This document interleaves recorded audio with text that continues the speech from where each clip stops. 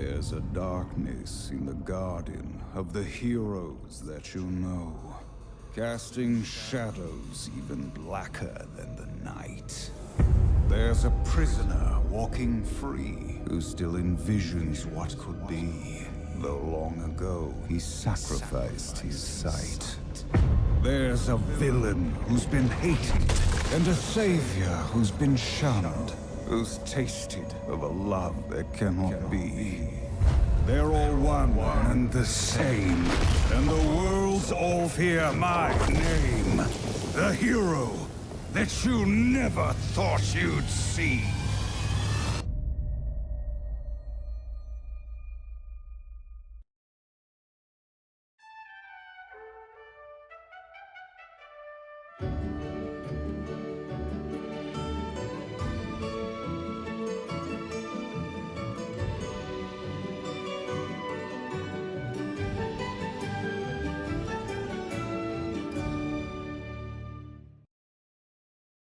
Duh, look. Welcome everybody for another episode of Omni Stone. It's a reunion special in honor of the 2020 year of the Phoenix announcements. And the gang, the boys, are back in town, featuring a +1 this time. Kibler, I thought we said we're all going stag this event. One true love. Shiro just walked in and walked up to me, and I couldn't not pick him up and cuddle him because who could? Look at him. Well, there's always room for one more in the tavern and room for one more in the show. We have so much to talk about, but first I want to check in also with 2014 World Champion James Firebat Kostic. How's it going, Firebat? It's gone pretty good, pretty weird, and pretty cool to be back doing the show again. It's been a really long time since I've talked about Hearthstone in this kind of capacity. That's right. Well, I'm sure the two of you who have been streaming a lot, I mean, Kibler and Firebat, you guys have been killing it, thousands of viewers every day, and I'm sure they've been pegging you nonstop with Hearthstone questions, especially with the announcement. Great job, by the way, yesterday on the video, Kibler, on all of those announcement stuff with Chad and Dean. And we're going to break it all down. We only have 2 hours, so we're going to go ahead and jump in. But first, we want to say how much we missed you guys at home. Glad to be doing this show again.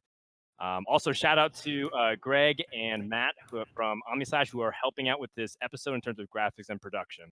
So with that, let's go ahead and jump right in. First, you saw the intro video. We have a bunch of stuff and a new class to talk about, but there's also a new patch in Hearthstone for 16.6, and it introduces all of the new mechanics that we'll be talking about with Year of the Phoenix, because this is still part of the preface, the pre-rotation of the new year of the Hearthstone Zodiac.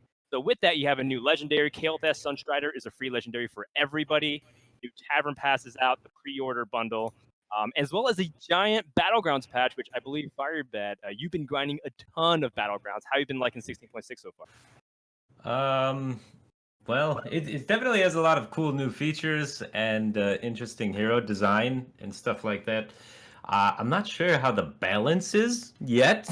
It does seem that it's more polarized than ever, with some of the newer heroes being way better and some of the older heroes kind of being mediocre. But we are moving up pretty soon to have 4 heroes available for your choice instead of 3, which I think will help with that problem a lot of feeling like at the beginning of the game, oh, I have 3 crappy heroes, there's nothing I can do. So with the 4th one being added into the mix, it's less likely to happen and will help alleviate some of those problems.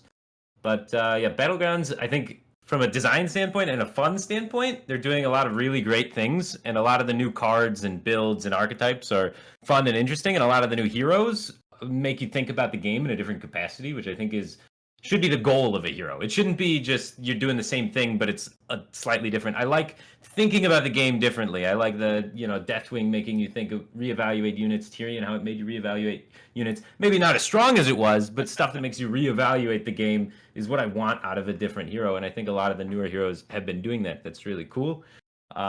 So yeah, balance I think is a little up in the air, but other than that, design I think is really good, and then monetization I think is the last issue with Battlegrounds, and that part is also a little potentially yikes. I mean, they had to do something, but what they did maybe is a little bit too far. What do you mean? I know you've kind of threw a lot at us. What do you mean they went going to be too hard to get to that? You don't like that little paywall they set up for the fourth? Well, year? the previous paywall, right, was you needed to get X amount of packs. And I think the number was 30, and then you'd have access to all of the content, right? If you just had 30 packs, and a lot of the packs you get for free and from quests and doing random stuff. People on Reddit did the math. It wasn't that expensive. It was pretty easy to get access to. Now you have to have the perk pass, which you can either get included in one of the mega bundle, comes with the perk pass, or you could pay $20 or 2,500 gold for the perk pass, which has some arena tickets, and you get to choose 4 heroes in Battlegrounds. And it's pretty necessary to have an enjoyable, like, you're gonna have a better time in Battlegrounds if you get to choose 4 heroes, because it really sucks if you get to see the 2 heroes you don't get to choose pop up, and you have to pick from the 2 crummy ones. You're just gonna get tilted right out of the gate. True. But and you have to pay this $20 at every expansion, so that's it comes out to be like $80 a year to play Battlegrounds, which is pretty steep compared to the old one, which is a lot of the packs you kind of get for free and you get along the way, and you work your way towards the 20 packs necessary to have the maximum hero choice. I mean, it is like I didn't actually hear about the Tavern Pass until someone asked me about it on my stream today. So it's not something that I have like really thought about deeply. But I mean, 2,500 gold. If like you are going to be a Battlegrounds, if you want to be a Battlegrounds only player, you can easily earn 2,500 gold per expansion just playing games of Battlegrounds, right? Like, I don't see that as being something that is like challenging to allow you to actually just like play at the highest level if you're playing tons of Battlegrounds. Is That's there not like quests that's for not like Battlegrounds that currently? much gold. I mean, Ah, there are some quests for Battlegrounds, but you also just like earn gold per win, right? Well, you get you need to get a win in Battlegrounds, and you need to get 3 of them. So a win in Battlegrounds is a top 4. Sure. So you need to get 3 top 4s to get 10 gold. So if you do the math of that, and then the average time per game of Battlegrounds is that might be too difficult. It's much longer than Constructed to get Yeah, 2,500 gold. I was thinking of that in Constructed terms. Yeah, the Constructed win rate. It's a lot longer than Constructed because per game it's more time, and I would say it's more difficult per game. Yeah. So it is. I mean, I remember when I was at Blizzard talking to them about Battlegrounds before they launched it, and we were like, "What's your plan to monetize this?" And they were like, "Well, they had like the pack thing." And it was like, there's a concern, obviously, that like, what if people are just focusing on playing this and that's it, right? Which is kind of happening a little. Money in Hearthstone, right? And obviously, like some people are like, well, sure, people should be able to do that, and they can. But if they want to like maximize it, that's what they're looking to like have at least some element of monetization available for people. My thought, my suggestion, and a lot of people's suggestion there was like have stuff like alternate hero skins and emotes that are alternate emotes that aren't just like the ones that they have in the game right now that people can unlock if they want to like have like the cosmetic stuff and just have the core gameplay elements of it be free. Right. I like cosmetics. I like the ideas like that. But to play devil's advocate a little bit here, you don't get to see your cosmetic every game because you don't get to choose which hero you play. Like you have some control over it, but you don't get to like hand pick your hero every game. You have to discover from the pool. So if you only get your hero 1 in 10 games, are you really feeling great about your purchase of a skin that you only get to use 1 in every 10 games? Well, it also just sort of depends what it is, right? Like what you're getting, what they're having as being purchasable things. Is it like individual hero skins? Is it like gold skins for all the heroes? Is it alternate emotes you can use? Stuff like that. I don't know. But... Yep. A proposed idea that I threw because they were like, "Do you have any ideas on how to monetize it?" And I said, modular game boards. Like you give people different things that they can plant on each corner of the board, and then they can kind of customize their own game board. Something like that, I think, would go a long way since it's about expression. But no, you're totally on the money. Like I think, on the money. The monetization scheme of Battlegrounds has actually been quite a painful thing. I've heard rumors that there's some heat towards Team 5 that Battlegrounds was too accessible and too free, right? Like in the sense that you have all these and you don't have an opportunity to convert them into customers, which is ultimately, as much as we love the idea of games being free as like entertainment source, they need to find a way to drive revenue. I agree they need monetization. I agree that maybe the original monetization of the 20 packs to get your extra hero choice was too lenient considering the amount of packs that you just naturally get for free over the course of an expansion. but I also think 20 is too far. So I think they started too lenient and then went too far with the monetization, because 20 per expansion, 4 expansions per year, $80 for Battlegrounds is that's a lot of money, especially when you compare it to the cost of a lot of other games out there that exist. 80 is big. 3 expansions per year, 4 expansions. Yeah, there's three expansions per year. Right. Not Do you know something that we don't, Firebat? That like, has unless there's an extra expansion being added in there, you're adding okay. adding an extra expansion, and yeah. All right, 3 expansions per year, $60. But 60 also, bucks is less if than you 80, are but it's someone still who's playing Hearthstone regularly and you're just buying the pre-order bundle, you just get them.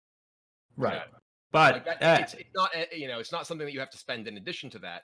It's a there's a bonus little, that it's rolled into that as well. it hurts the people though that are Battlegrounds only players a lot, because there are some of those players out there that mainly focus on Battlegrounds and only a little Well, constructed, and maybe they don't buy the big bundle. So then but this is a that's sort of the point, right? That if you're going to be a Battlegrounds only player, that like you either have to accumulate a lot of gold through like being successful in Battlegrounds at like a pretty special events. pretty serious clip, or you have to spend some money every expansion.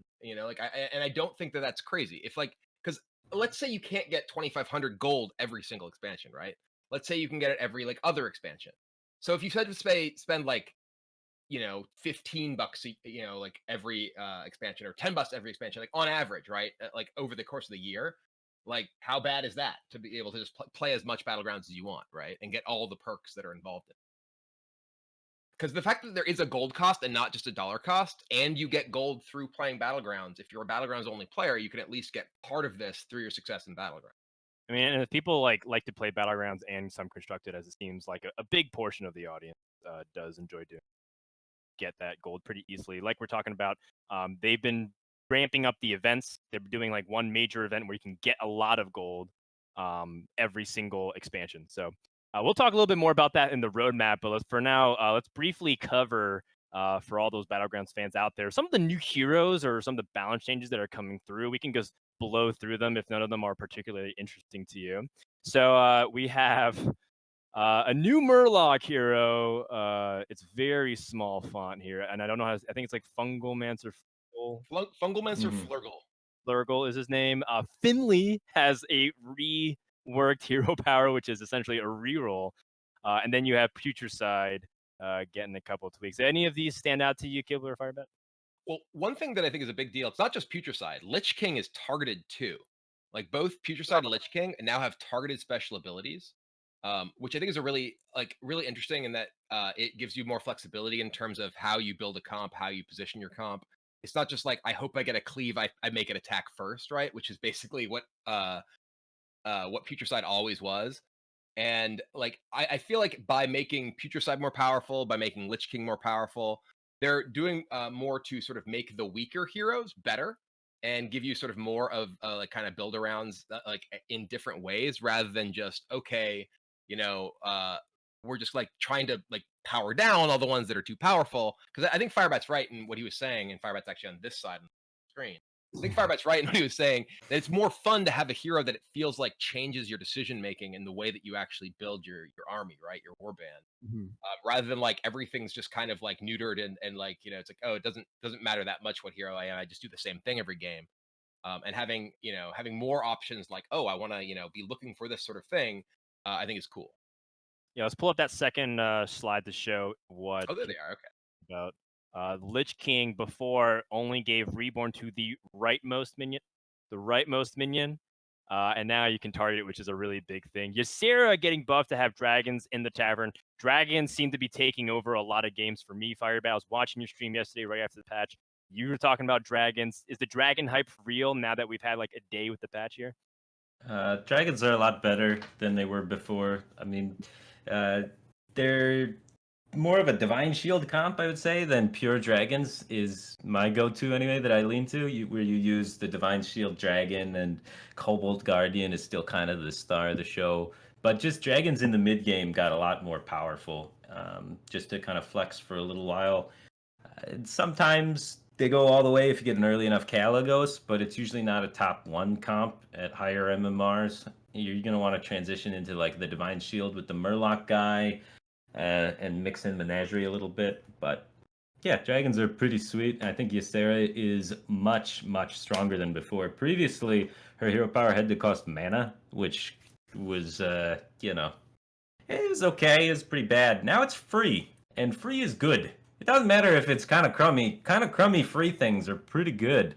Uh, I actually hadn't seen Ysera in this new version yet. That's actually, it seems pretty sweet. Like you just have more options in every single time you purchase, and them Yeah. specifically being dragons obviously pushes you again sort of in a specific direction that I think is like good in that it makes your experience feel different when you're playing that hero. Yeah, usually when I Pyramid was actually playing, seems good now. Plus I haven't 4. gotten the Remember when chance to Pyramid was try plus him, 2? but Remember yeah. when Pyramid was plus? Now it's like okay, plus 3. Oh, now plus 4. Yeah, in the year 2030, My you brick is imagine getting better. plus We can 10 build HP. him strong enough. You still just not need enough bricks. I want to do the get a pyramid with a. I pack a big punch, the micro machine, the Oh, one sure. that scales attack. If you can like buy 2 of those or something really early and hero power the health on those, maybe that would be sweet. I've seen people do that. And it is I saw someone have like a micro machine that was like 10 health on like the 4th turn or something like that. And I was like, oh. Or with the 1/2 Murloc, maybe it could make that unit relevant, the one that scales attack. Yep, that's another So, one that I've gotten pyramided against me, and I was like, oh man, that's scary. yeah. A So, couple of more changes to heroes. We'll just blow past them real quick. Millhouse, Rat King, and Maleficent Mana Storm getting buffs for all of those people who've been playing Battlegrounds since the beginning. yeah, Remember, Millhouse is crazy. Milhouse is If you really get good. a- Yeah. So, like, if you get a token with Millhouse, then you just get to start the game with 2 units, which is pretty cool. You get the token, you sell the token, and buy another unit on turn 1, and then you get to level and then sell a token and buy 3 2-star units. Yep. You basically you have a full board by like turn 4 in the game, and you get a power level to like 5 or 6 before anyone else. I've been at 6 with Millhouse while everyone in the lobby was still at 3. It's Alright. I don't know. Millhouse feels insane. I've never not gotten first place with Millhouse so far in this this patch. It feels like such a small thing, but it's a huge thing Oh, for yeah. something like Millhouse, which completely changes the game. So definitely got to experiment. I haven't played against or with Millhouse patch. Then we have Deathwing, which a much deserved nerf, but maybe not even as impactful as it seems, because most Deathwings still top 3 in my lobbies all the time. And then Reno getting a buff from 4 to 3. Let's cover really quickly some of the card changes in Battlegrounds, and then we'll move on to all of the Year of the Phoenix stuff. So High Main has moved down to Tavern Tier 4, and then with a couple of stat buffs to Dragons, which has seemed to be pretty decent. And then Caligos got buffed to a 412, which was pretty interesting because I always felt like Caligos was a very good dragon already, but giving him a ton of stats, as well as buffing or changing some of the other dragons that we saw, like making this a 3 Tavern Tier 3 cost instead of 5, but only giving +2/+2. Any quick passing thoughts on those, Firebat? Quick passing thoughts. I'm interested by the Netrium Overseer nerf because I didn't think demons were like a problem at all. So I wonder if this is foreshadowing for some better early game demon cards being released in the future, and they're just kind of nerfing this along with all that other stuff because of that. So I'm hoping for for some more early game demon cards. I feel like It was Overseer interesting. was one of the best early demon things because it just represented so many stats, just naturally. But it's still not very good compared to some of the other stuff you could be doing in the early game. I mean, it's not necessarily I don't the know. best thing. Yeah. It didn't require much, right? Just like this plus a demon is just like effectively 4/6 worth of stats. And then you're sad because you have committed into demons, though. And you're like, oh god, if I don't find a soul juggler, I gotta get out. Demons have had their time in the sun for a long time in Battlegrounds. And also, it makes sense because if you think about it, with Descent of Dragons, it was a Dragons Battlegrounds patch. Maybe we get like a big influx of demons from Ashes to Outland. Ashes of Outland, excuse me. That's true. That is thematic, too. Yeah, it's thematic to exactly that. That, Illidan, love him. the 3/4 dragon, too, is absolutely nuts. He was on the first slide. It used to be a 2/4, and you never really bought him. Now he's a 3/4. I buy that guy almost every time I see him. You're talking about the Herald of Flame? The No, the one to the right of that. The Herald of Flame's also pretty cool. I still don't usually buy that, but I see a lot of people try it. It does all right for like 2 rounds. It's just, the thing gets eclipsed so quickly. Yeah. I don't know. I I feel think like it with gets Soul's help, outdated. it's a lot better, and with the Twilight Emissary being able to buff it earlier, I think that Mhm. matters a huge amount for how good Herald of Flame is. One of the big Yeah. problems it had bad stats for its place in the Tavern tier. It didn't survive most attacks, and now it's like easier to buff and starts with better stats. It's obviously so good against any kind of token type strategy. I would love having this just in my comp, just if there's a Deathwing in the lobby. It's just like, okay, I want this guy like down to the right to just kill those rats. Like, gotta get rid of Yeah. him. He is the exterminator. yeah, no, I think so. Yeah.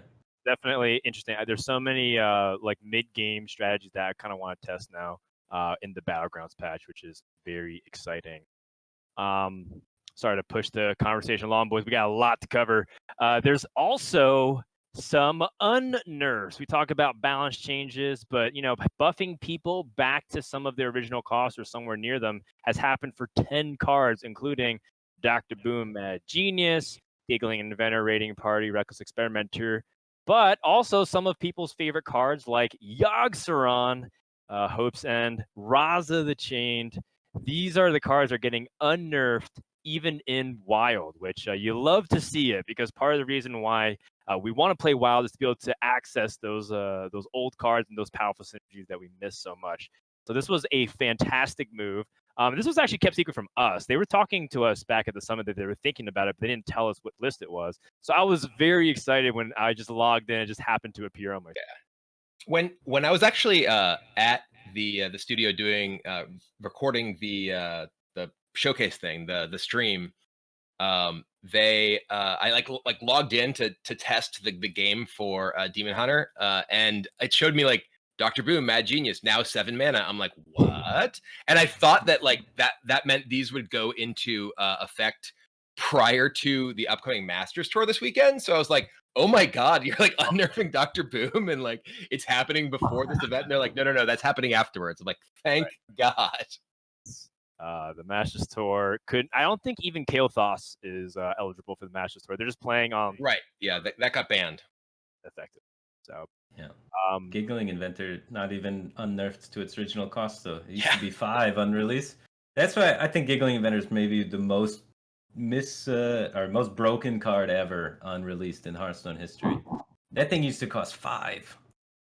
You won the world championship with Undertaker, and you're saying that like some other card. You have to build around Undertaker. You gotta put Death Rattles in your deck. Oh wow, that's tough. The Hall of Champions Tavern. All you have to do for Giggling Inventor is draw Giggling Inventor when it costed 5. You didn't need any synergy. 5 anyways. I think Giggling Inventor was even more broken than Undertaker. No. I mean, it was like a very powerful card, and it was miscosted, but like games did not just like get completely snowballed, immediately when someone played a Giggling Inventor if they didn't answer it immediately. It was just super good. You just play Giggling Inventor and then go face, and they can't trade with your minions. Basically end the game. Started a war in chat. People are talking now. No, it's Corridor Creeper and the Bone Man. People are like the spreading. The Bone Mare is definitely not even close to. No. They're talking about their least. Time out the guy that said Bone Mare. That guy has no idea what he's talking about. The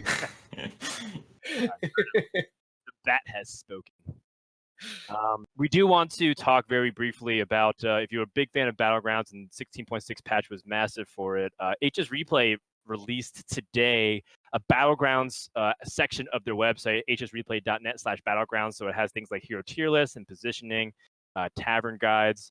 I'm always on the fence of this stuff because it always feels like, are we taking away the edge from good players? But, maybe there's good opportunities to read the data and even fix your play if you're a high level, high MMR player. Always good to use these data to find ways to improve your play, because interpreting data is, in my opinion, a very big skill set that's underappreciated.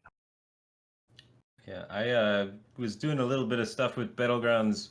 I was using a tool a guy made that calculates your odds of winning every single fight, which was like super interesting for trying to learn the game. Because sometimes when you're playing Battlegrounds, it's hard to realize, hey, I'm absolutely screwed this fight. Because you just look at it and you're like, maybe I win? I don't know. This seems really 50-50. And at the end of the day, sometimes the data will say, you had 0% chance to win that fight, and you're like, oh, I thought I was just getting unlucky, and it's like, no, you messed up somewhere earlier, you leveled too early, something, you were too weak. So this sort of information can really help learn Battlegrounds, because it can be really frustrating to continually lose because you're doing things wrong and think that it's just because you're getting unlucky. It's kind of the double-edged sword with the variance-based games like this. Is the variance keeps things fresh, but it also makes it there's an extra layer that you have to see through to be able to actually learn and improve. Yeah, it's a really good point. You know, I play a lot of TFT. I'm actually going to be hosting a TFT show later today with Travis Gafford.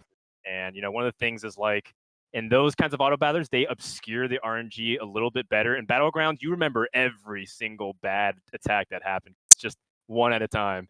So, you know, hopefully this companion app will help you dissect that as opposed to just blaming RNG.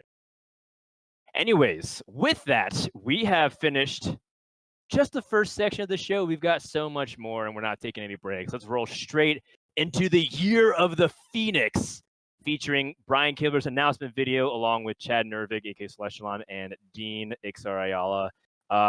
Year of the Phoenix, we've heard a little bit of Brian Kibler's reaction on stream. Firebat, what was your reaction to the Year of the Phoenix when we found out at the summit? I was actually at the summit. I couldn't attend. So I had like a Discord conference call with all the other people that couldn't make it to the summit. And then the PowerPoint presentation didn't work. And then we just kind of chatted about it. So I was like, yeah, this seems really cool. Oh, I thought they showed it. They told me that they showed it to you guys. It's kind of like a community online. That's okay. Yeah, we had the online chat about it. It was sweet. No, I'm excited for all that news. I was blown away by how much there was. Yeah. My reaction leaving it was, typically when we have these things with Hearthstone, my reaction has always been, man, I wish they would do more. And my reaction this time was, are they doing too much? So it's a total, 180 of how it usually goes. Yeah. Yeah, so the thing that stood out to me, and I think we're leading off just with the roadmap, just to give you perspective of the things that they want to deliver in terms of the products. And they're going to start off with a lot, right? You can look at phase 1 and look at the new class, Demon Hunter. Look at, the Priest Rework. They're doing Hall of Fame and a bunch of other stuff. But even in phase 2, there's one thing that catches my eye, new game mode. And they said that they want to deliver around that same level of Arena, which is not just like a Tavern Brawl one-off thing that you play for a weekend at most, but they want to give something that's repeatable. And the thing that stood out to me, and partially why I was driving so much hype along with everybody else, was because Ben Lee, in his message, his direct, was saying that they want Hearthstone to be the home where you can play all kinds of card games. It's not just a constructed vending machine that you visit every few months. They want you to be able to tackle all kinds of formats, which honestly is something that we've been begging for so long. And the fact that they're committing to it with a visible roadmap, because we know when to approximately expect it, I think that's massive, especially because for people who have been, and Kibler and Firebat understand this a lot, for people who have been like diehard Blizzard fans for like decades at this point, realize they never promise this stuff. They say when it's done, it's done. That's when we ship it. Good games take time, right? That was the old Blizzard that everyone originally fell in love with in terms of the quality and the polish. They never really promised. It was always soon TM. It was always, it's on our radar. Now they're actually giving out that timeline. So that's what gets me really, really excited. And I love this. I love this so much. Oh, also, shout out to the achievements and progression, which I think a lot of people can ask for in phase 3. Yeah, I mean, I think that like Firebat said, a lot of times it's like, okay, and a lot of people's expectation coming into these Blizzard announcements, these Hearthstone announcements in particular, is like, okay, what's the next expansion? They're like, oh, they just released expansions, then that's it. And slowly they've been increasing the amount of stuff that they've been doing, but slowly, I think is the operative word there. And now it seems like there's kind of like a deluge of stuff coming out this year. With first new class, we just released the new game mode with Battlegrounds the end of last year, and now there's another one on the horizon, and all these other updates. To say nothing of like just the quality of life type stuff, like the duplicate protection, the free deck for returning players, all the Demon Hunter stuff that everyone's getting for free. I think that they are tackling what are a lot of the criticisms that people have had about Hearthstone for a while, which is that it's repetitive and stale. There's not new stuff. It's just the same thing with card updates. And it's like, well, now there's Battlegrounds, now there's a new class, now there's this, and the cost. the returning free deck for returning players and new players, along with the duplicate protection, dramatically reduces like the barrier to entry for Hearthstone. You can just like come back from having not played Hearthstone for 2 years. You immediately have a deck, and you open packs, and they're all going to be things that you don't have until you have the entire set. And both of those are just awesome for anyone who's looking to get back into the game. Yeah, and I was told that those decks will be reasonably good too, right? Like one of the decks that I heard that they were going to give was like Highlander Mage, and that's like one of the most expensive decks in the game. Yeah. Like straight up, it requires so many legendaries because you're playing a lot of one-ofs. That's awesome. That's great. And I love that you mentioned the duplicate protection. I had an argument, or more like a debate, a light debate, with my girlfriend Taylor over the weekend when she was like, Hearthstone to me still feels pay to win, and even though I eventually like won debate by like proving it, the sentiment was there, is that the idea is that the card game Hearthstone is just way too expensive, even for people who do want to play. They just feel like the cost is too prohibitive. So that's like a huge thing, and duplicates was been asked for so long for epics, right? We got it for legendaries. The fact that they give it across all rarities now is really big. So that way, things like the pre-order bundle, I think that's something that Ben Lee called out specifically to us. He said that pre-ordering never really felt that great because you get so many extras, and you get like the extra dust, but you only can craft like 1.5 decks. This protection against duplicates should help a lot, especially for people who are spending money, because that was the thing, right? With Hearthstone, it's great to not spend money because you got a lot of value. It felt so bad to put money into this game for so many years, and I think that's like a really big step. I don't think they're done yet. I think that they have a lot more things they can do, but this is a great step in the right direction. With that, one of the biggest changes too, especially for the hyper engaged players, are the rank system overhaul. Let's go ahead and showcase a little bit of that. So, as many people have played a bunch of different games, bronze to diamond is not a foreign concept whatsoever. But Kibler, can you once again break down just again for people who probably don't know how this is? Sure. So there's a few major things that this ranked revamp does. One is it provides like more clear progression to people as they're moving through the system.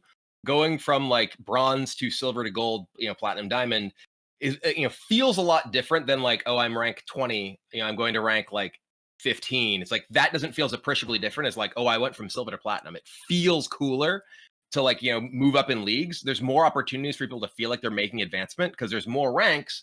The ranks have like fewer stars, so it's faster to move up between them.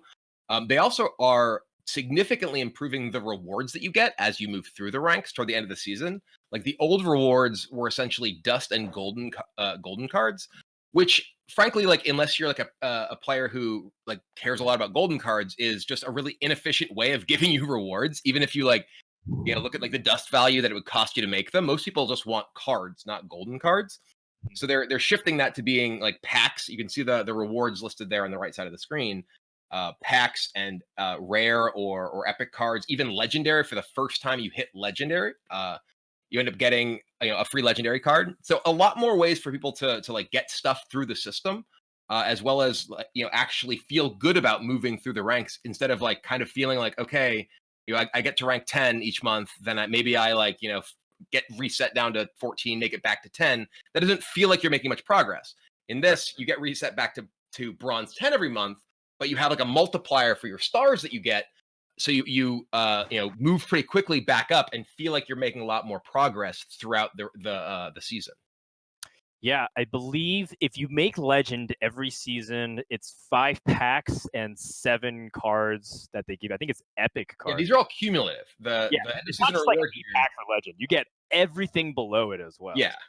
That was something that wasn't exactly obvious to me when I first looked at it. And then when I saw them scrolling down like the rewards on their little GIF video, I was like, oh, wow, that's actually like great incentive for people who want to play free to play and maybe can barely squeeze it to legend on like a budget deck or something.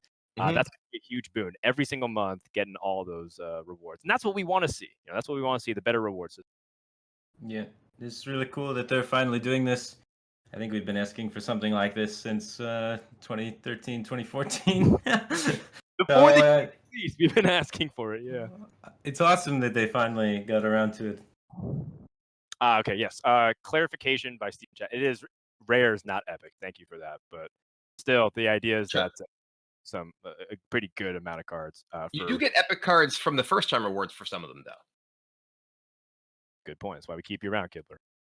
All right, so with that, let's go ahead and continue the discussion. Those are some of the systemic changes. There's been a lot of card and clash changes. Let's move on to the Hall of Fame section. First, we can talk about Priest and how they've ascended. Oh, actually, look, we have the Hall of Fame directly on our screen. So let's go ahead and talk about that. Here is your class of 2020. We have Acolyte of Pain, Leroy Jenkins, Spellbreaker, Mind Control Tech, and Mountain Giant. All neutral cards because of their relative high power level. A couple of these have been asked for a long time. A couple of them may be surprising. I'm going to hand over to Firebat here. What do you think of this class? I think these are good selections to remove. Mountain Giant has been a big problem for a long time. Not always, but it pops up here and there as a problem card, whenever more card draw is introduced or mana cheating effects and things of that nature. Mind Control Tech is probably one of the most feels bad cards in all of Hearthstone, so it's pretty cool to see that one go. I don't think anyone's complaining about that. Leroy's been the finisher since forever, so I think people are ready to see him go. He's served his time. People are done getting 6-2'd in the face for lethal. The weird ones that people might have questions about, Acolyte of Pain and Spellbreaker. Spellbreaker and Acolyte of Pain, I think, are both to deal with class identity. So there's like certain classes that they want to be card draw classes and certain classes that they want to be removal, control-y / silencing classes. And having a powerful neutral silence kind of gray areas the class identity thing a little bit, I'd say. And I think they want to make silence effects be class cards so you can have classes that are good at that rather than just everyone having that option. And Acolyte of Pain is an insane card draw card and can be an engine for a deck with very little investment. So you don't want every class to be able to be a card draw combo class. So you want to take that away from being neutral and maybe reprint something similar as a class card so that you can further strengthen this is a combo draw class over the heads of other ones. But I don't know that for sure. That's just my thought on Spellbreaker and Acolyte personally. Cool. It is a little bit surprising to hear that an aggro player is like happy to see Leroy Jenkins go out. I agree. I think it's been a few many times Leroy to the face or top deck for lethal with Leroy. Kibler, let's hand it off to you. Any thoughts? If I were to have picked the cards from the classic set, like the neutral cards from the classic set to go to the Hall of Fame, like these would be pretty much all of them. I've been advocating for Leroy and Mountain Giant to be Hall of Fame for a while for very much the reasons that Dean said during the presentation the other day. And I do think that Acolyte and Spellbreaker are partly about class identity and partly about just opening up additional design space for creating more different versions of this type of thing. Even if it's not necessarily class versions, even if it's just like, the example they use was like Gluttonous Ooze, right? Gluttonous Ooze is an expansion weapon removal card that can be interesting because there's space for something like that in the sort of design space that exists, right? Whereas if you have like Spellbreaker, it's like how many more like things can you make that are better than Spellbreaker or like more interesting than Spellbreaker when Spellbreaker just does the job so efficiently? And similar with Acolyte of Pain, there's just this like critical mass of neutral card draw that exists in the classic and basic sets between Acolyte and Loot Hoarder and Novice Engineer that are just like any deck can just play all these and just have so much card draw they can tear through their deck pretty much all the time. And that critical mass, even if an individual card isn't necessarily like too good, the fact that all of that exists always, I think, is too good and makes it so that too many classes can just do that all the time. And I think that getting rid of Acolyte of Pain as the most powerful of those and most complicated of those makes a lot of sense for your classic set. Yeah, I think there's people in chat already talking about some of the other candidates that they would love to see. People have been talking about Malagos for a long time, Gadget Auctioneer, which is something that's been proposed by Kibler for also a very long time. I think specifically, and also Edwin Van Cleef, specifically, some of the designers even came out and talked about some of these cards, saying that they like the archetypes that get enabled from it. They think that cards like Gadget and Malagos are very skill testing. And I mean, when you look at some of these elaborate combo decks with Malagos and Gadsden Auctioneer, I tend to agree. Even though they do lead to some degenerate things, and when they become top tier, they are like overly oppressive. I do feel like they are really cool additions to Hearthstone, which I would miss. So for now, I mean, maybe you can remove it in the future year, but this is still, I think, a pretty good selection. Yeah, they said also that they were heavily considering Sea Giant, and at the last minute decided not to send Sea Giant to the Shadow Realm. But he was up there; he was on the list for a little while. Every So, giant. yeah, they don't like giants. They think giants maybe shouldn't be in the classic set because they like to print more giants, right? And when it's hard to print more giants when you have giants already taking up that space. They take up a lot of space. They're giant. They're huge. Playing an 8/8 on turn 3 or 4 would be kind of oppressive, right? Same. But thankfully, Rogue still can do it with Edwin Van Cleef really quickly. But I mean, you can if you want to hear about their justification for it, as much as we're kind of joking and memeing around. Chad, aka Celestion, who did that announcement video with Kibler, actually did a thread talking about the pros and cons of doing it. And some pro players, some grandmasters chimed in. It was very interesting discussion back and forth. In the meantime, though, let's talk about one of our favorite classes here on the show. And by one of ours, I mean the man in the middle here, Mr. Brian Kibler. Priest has gotten a rework entirely. 6 cards from the classic and basic set are now gone, and 6 new cards replacing them. And I'm just going to let Kibler lead this segment since I know Priest is a class near and dear to your heart. Yeah, I've played, more Priest than anything else. I have like over 4,000 wins on Priest, and almost all of those are like slow controlling Priest decks, so they take a lot longer than the other wins. And I think there's 2 different types of cards here that are being Hall of Famed. One are the sort of omnipresent cards that kind of have defined powerful Priest decks through all of Hearthstone history, which is Cleric and Divine Spirit. Cleric, I think, is just too efficient a card draw effect and too oppressive an early minion in a lot of matchups. Games which involve Cleric and games that don't involve Cleric are like totally different because of just the sheer card draw power that it has. And Priest isn't supposed to be a class that draws a ton of cards. As Firebat was talking about, they're trying to consolidate class identity, and Priest having one of the best card draw cards in the entire game as a 1-cost minion, as a class that isn't supposed to be a good card draw class, makes very little sense. And Divine Spirit, I think, is just, this is a strategy like Divine Spirit Interfire has been a strategy for Priest that just blows people up in a single turn, again, since kind of the dawn of Hearthstone history. It's been various degrees of good and bad, depending on the supporting cast. But pretty much every deck that you try and build, it's like kind of a mid-range board-based Priest deck. Eventually, you're like, you know what, this would be better if it was a Divine Spirit Interfire deck. And that kind of sucks. Not only like is it frustrating to lose to, it's frustrating as someone who wants to play a different variety of Priest deck to feel like I'm making a mistake anytime my deck isn't this.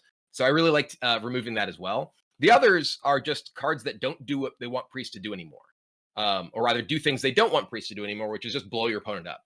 I feel like other than like, Mind Blast, combo decks with Prophet Velen, you never see Prophet Velen played. I think it's actually a kind of a trap card for new players because they're like, oh, I have this legendary, it's awesome. And then the only thing you ever want to do with it is explode your opponent in one turn or like whittle them down with Anduin or whatever.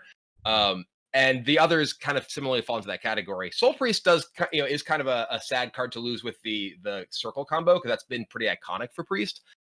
And Shadow Form is like one of my favorite cards, but it's always been terrible. And again, sort of does something that they don't really want Priest to do anymore. So I think it makes a lot of sense to get rid of that as well, as much as I will miss that one for sure. Cool. Yeah, they're like concentrating Priest on the Healy kind of Priest rather than the Shadow Priest archetype, which kind of makes sense. Every class should really probably only have one base core direction, and then the expansion can define side objective or side direction of their class. Yeah, I'm looking on our outline to see if we have the 6 cards replacing these 6 classic and basic cards, and I think we might be missing.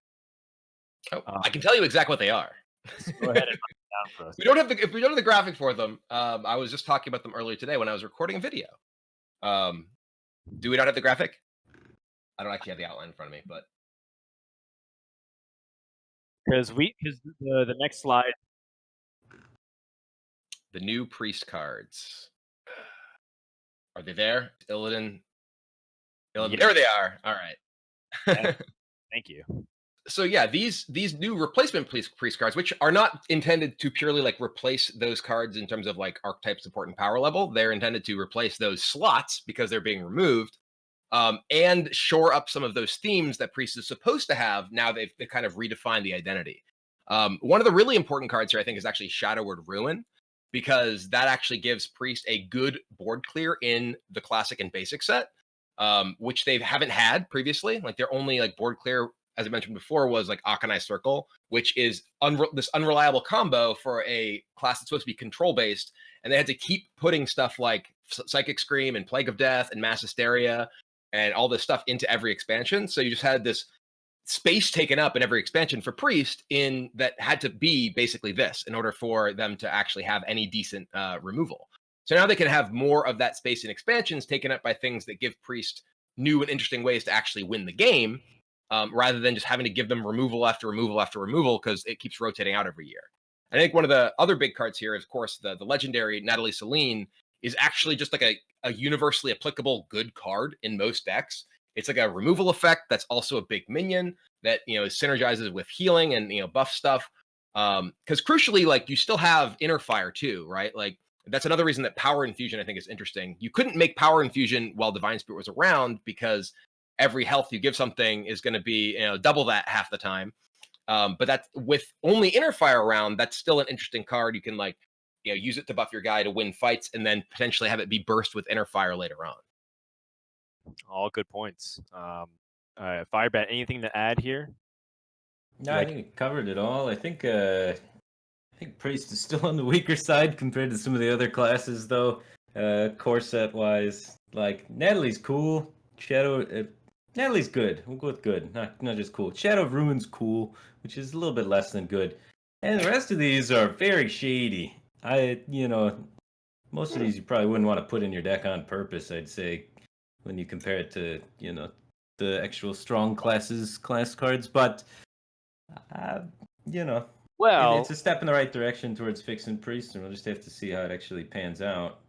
what about the balance changes for the rest of them? Yeah. We've changed a bunch of cards right in Priest and made them a lot better. So this is where this is more exciting to me.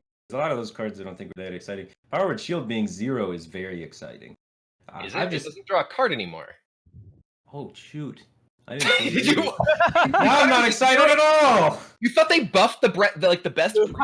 I did. Well, they've done it before. Christology, other instances. Fair enough. If this drew a card, this would be sweet. This would be very exciting. Now I'm much less excited. Now it's a tempo thing. That's the nerf here, right? Like Powered Shield went from being a card you put into every single Priest deck into like, you want to now. I think that card is not very good now. It's okay. Like it's like a Gadgets and Pyro thing, but Cleric's gone, so it's like, oh god.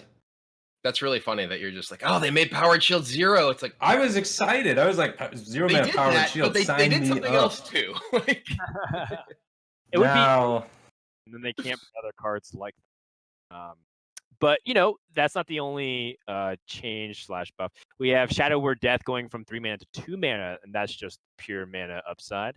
Then Holy Smite got changed to deal 3 damage, but only 2 minions. Minion.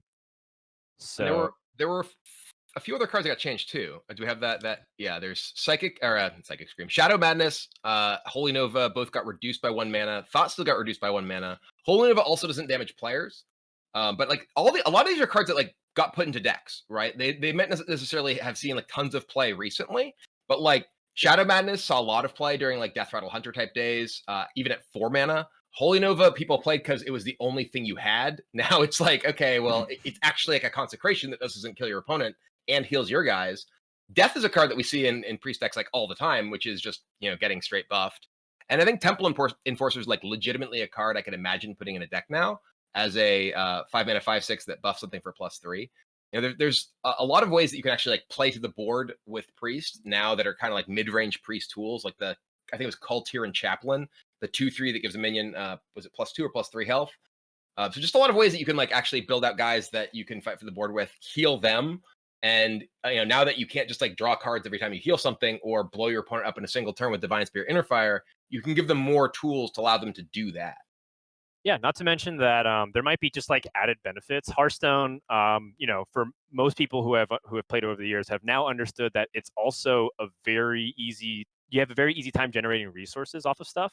So when you're playing things like Lyre the Sun Shard or whatever modern form of it, or even the Priest Galakron card, you will be able to generate these cards, and they're just more playable. So, hopefully it just gives a small, collateral bump for Priest's ability to hang in the mid to late game if they're generating those resources as well. Yeah. Way I see it, I still predict Priest to be one of the weaker core classes and going to need the most help during expansions to be competitively viable. But it is awesome and exciting to see them make these changes. And, we really don't know what's going to happen exactly. Some of these could end up being really, really good. It's hard to evaluate cards, especially things like AoEs, like I consider Shadow Madness an AoE, but Shadow Madness and Holy Nova and stuff like that, 1 mana can be a huge deal from being not very playable to being absolutely insane. So, but I predict, the bold prediction is Priest is still going to need some of the better expansion cards to be a very viable class. Okay, that's totally fair. I think that with these changes, the rationale, at least the messaging behind what Blizzard was saying, was that they were at least like narrowing down and, as Kibler was mentioning, redefining after having years of experience what Priest's identity should be closer toward, instead of like kind of putting a few different, Right. What did they say? Like, what is the thing that they're narrowing down to? Did they give it a title? Yeah, it's They like want to buffing more health. of a more of a healing and control class rather than a burst damage class. Also, they're like very big on duplication, and Rogue is more on stealing, so to speak. Even though there's a couple of like combat tricks you can use, like Shadow Madness, it's a little bit less on that. It's more like, make a copy of this minion or put copy of your opponent's cards into your hand, stuff like that. So that's kind of more for what they do compared to Rogue. 'Cause I think there's a little bit of that, like, what does Priest do that Rogue doesn't do, or vice versa. Mm-hmm. All right, so with that, let's go ahead and talk about Ashes of Outland, since we're just kind of at that doorstep. So Ashes of Outland, the new expansion, themed after one of the most iconic heroes in Warcraft lore, Illidan Stormrage. Really, really excited to see Demon Hunter, the new class, come in. We could talk about so many different things, the Demon Hunter class. What does the 10th class mean for Hearthstone? How does this fit the identity with it? Even just some of the new cards. So let's hand it off to Mr. Brian Kibler here. What do you want to talk about here? Well, first of all, I think that obviously the fact that Hearthstone is adding a new class for the first time in its 6-year history is a really big deal. I've been someone who has been very skeptical about the idea of Hearthstone adding a new class, period, in the past, just because I feel like there is a limited amount of design space that exists in the game, and it was already stretched. I felt fairly thin between the classes that already existed, and I felt like it was very important that the classes that did exist felt like they had a good sort of bedrock, a good identity to them, rather than just going and, oh, let's just add Death Knight because we want to add Death Knight or Monk or Demon Hunter or whatever. And I think that the work that was done over the past year or so to sort of make sure that each of the classes had a better defined class identity was a really important thing to do in the lead up to creating Demon Hunter. And having had a chance to play with Demon Hunter, it really does feel different than the other classes. Like the combination of different abilities it has, and the fact that it just has a 1-cost hero power. All these really make it play out differently, despite having kind of elements from other classes. It feels different than any individual one of them, and even different than like just having to play with Rogue and Hunter and Warlock cards combined. It kind of has its own thing going on. And I think that's really important for any class to have. Yeah, when I first saw Demon Hunter class, I was like, I actually pogged in real life. I was like, oh, you did. True. I was sitting next to him. And then the first thing they show on the next slide was, this is the hero power, and it was like hero power +1 attack this turn. And I was like, what? I retract my pog. Yeah, that was like inflating my hype a little bit during the summit, and everyone was kind of like laughing at me because I was kind of going through a roller coaster of emotions. But in practice, exactly what Kibler was saying, it does feel very different. It's one of those things that the moment you start playing, you're going to start to understand how we've been accustomed to 2-mana hero powers. And it actually just feels good to like, squeeze in that extra hero power, push that damage. And over time, you just recognize that you're able to be aggressive, which is really good. And of course, some of the details that we mentioned on the screen here, everybody gets the 30 Demon Hunter cards that are part of the release for Ashes of Outland for free. That's amazing, right? The idea is that they want everyone to be able to play Demon Hunters. So have fun, everybody out there who are going to be playing Demon Hunter Mirrors the first day of the expansion, or the Demon Hunter versus the mid-range Hunter, which seems to prey on every single day one deck. But Demon Hunter as a class looks so fun, and I love the mechanic of having the left and the rightmost card Outcast be a big part of the class identity, because it makes it feel really sweet, and the animations for it really do it justice, in my opinion. I'm kind of taking up a lot of space. Fire, but I want to hand it over to you for reactions or first impressions of this class. Yeah, my first impression was, I can't believe they did this. At one point, we weren't adding more deck slots because that would be too confusing, and now we've come so far that we've actually added another hero, which kind of blew me away. And the mechanic behind the hero, the Outcast mechanic, you briefly touched on it there. That's when you have to play the card on the outside of your hand, and then you get the Outcast effect. Right. So the far left or the far right card. So you kind of have to, and the effects of these are huge. So you kind of have to, while you're playing the game, instead of just playing for tempo every turn, instead of just playing your best card, you have to think, how can I try and move this card to the outside of my hand? Maybe I can find a way where I can try and make this play good, or I could do that to do that. Because the effects of these Outcast things are nuts. So I think it's a really cool mechanic that actually makes you think about the game differently and play the game differently.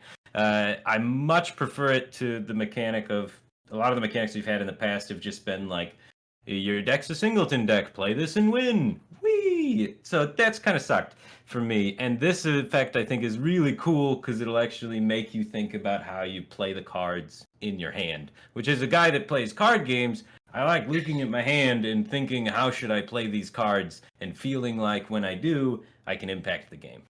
I think one of the most interesting things about Outcast is it makes you think about your non-Outcast cards all differently, right? Like, and not only when you're actually playing the game, but when you're building a deck too. Like if you're building a deck and you're like, you want to put in a bunch of Outcast things, you probably don't want to be playing a bunch of expensive stuff, because if you're playing a bunch of expensive stuff, it's harder to manipulate the position of things in your hand.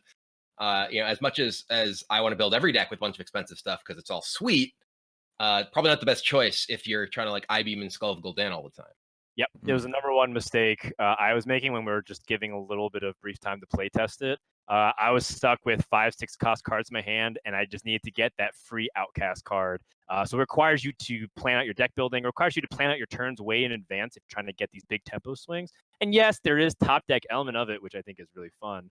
But it even captures like the strength of Hearthstone as a digital card game. And like Magic, for example, you can constantly like shuffle cards, and so hand tracking is going to be more important than ever. For a lot of these top players. So for the experienced players and for the players who are just kind of getting into it, I think it's very simple, but yet has a lot of surprising complexity to it the more you dive into Outcast. So we'll see. I think obviously in our limited play testing, we didn't really get to see too much of the Demon Hunter at its full power, but I'm really excited to see what some of these players who are really good, some of the grandmasters, to play some Demon Hunter, and also the player trying to get into. With that, they revealed some of the Demon Hunter basic set. And I know, Kibler, you've already talked about it a lot, but we're going to ask you again to review some cards with us, just for old time's sake, where you do like 3 reviews in the course of. So, we're going to start things off. And I guess we can keep it kind of broad because we have a ton of cards to go through, including Ashes of Outland. So just go ahead, talk about any card that stands out to you, Kibler. So, well, a couple here. Chaos Nova is super powerful, right? Like it's a 5-cost, 4 damage AoE. Compare that to like Hellfire, which is still sees play in Warlock decks from time to time, or like Flame Strike. Obviously, Flame Strike hits only your opponent's stuff, but if you're looking to clear the board, this is like the most efficient like core set AOE that we have. Mm-hmm. Glaive-Bound Adept, the 5-cost 7/4 that if your hero attacked deal 4 damage. That's a ton of damage and a ton of stats, right? Like Nightblade, apparently became a Demon Hunter and is now much more powerful. And then I think that one of the really interesting things, the Warblades, Eldrazi Warblades with Lifesteal.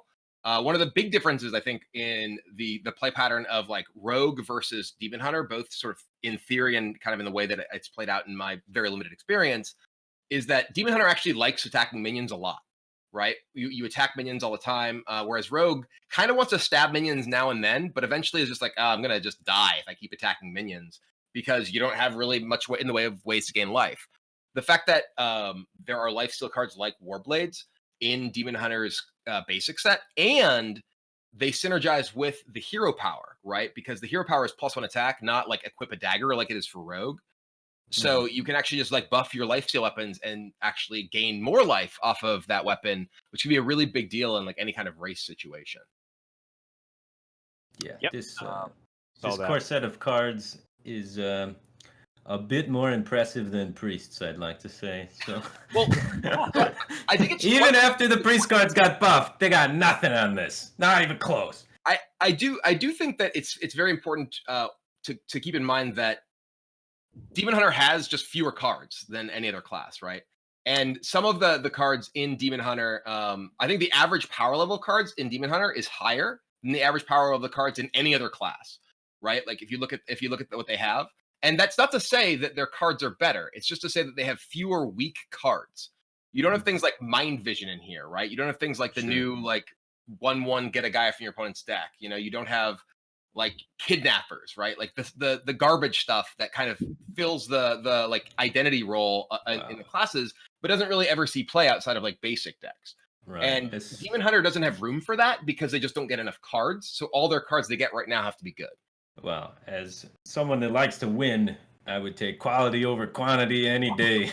Well, even if the like you could still have like the power level of the cards that actually see play be higher in another class because there's just more of them, right? Like if you have 50 cards to choose from and they're all like average of 5 and these are, you know, average of 6, but you only get to put, you know, a limited number in your deck, that you can still get a higher average of power level of cards in another class, even though the average is higher here. Well, also keep in mind that there's more than just even standard in Hearthstone as well. Like they're like making things like there's Battlegrounds. Yeah, there's Battlegrounds and only true Hearthstone format. Arena, even Wild. Wild Demon Hunter might struggle for a long time given how much power level relative to every other class that's out there. So I believe, actually, I'm not even sure if they've talked about it, but they will be releasing slightly more Demon Hunter cards than they will be for other classes throughout this year to help them catch up in standard. It's 15 per expansion versus 10.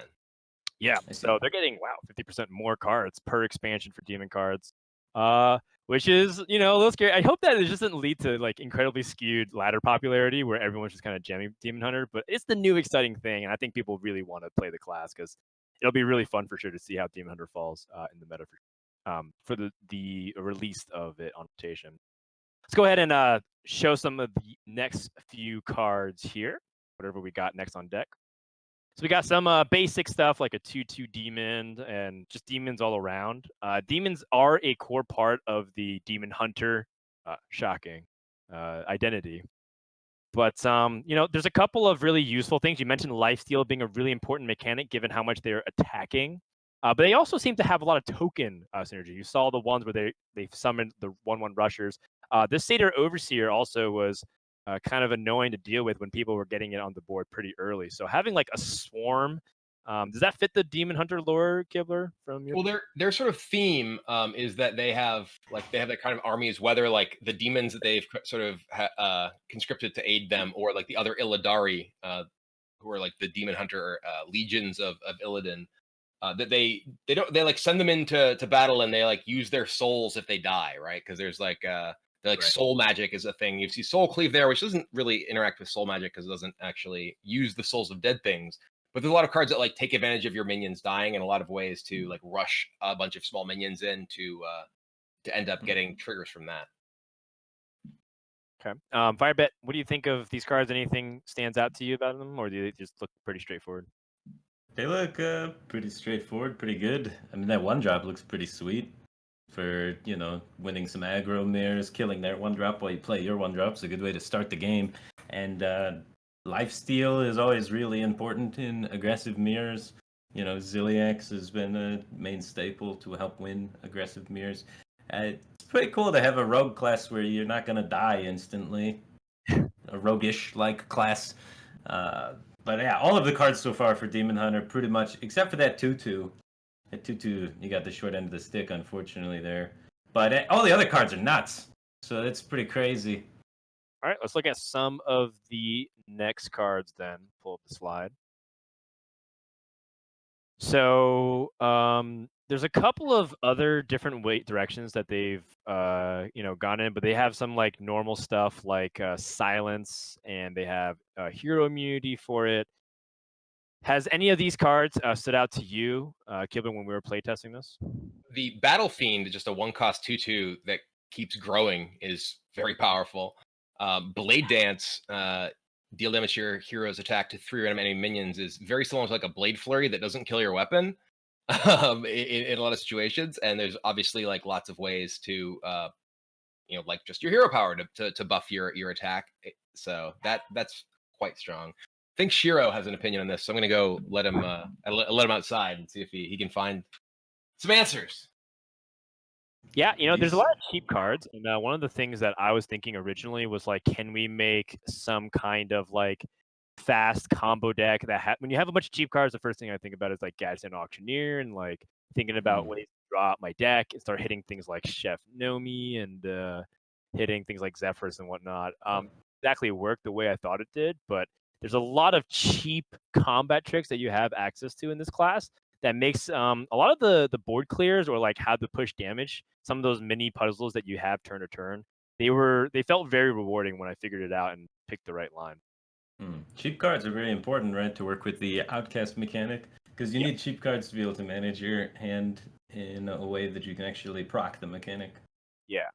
And the summon 6/1/1 Illidari with Rush, we've seen it be pretty effective in Hunter, right? When we saw the Swarm of Locusts, it'll have its use. There's actually specifically a card that we'll probably talk about when they reveal it, but it's like a juggler type card that works off of that really well. So we'll move on, because the next slide, it seems like a lot of these slides, they kind of weave into each other, so we can keep referencing them as time goes on.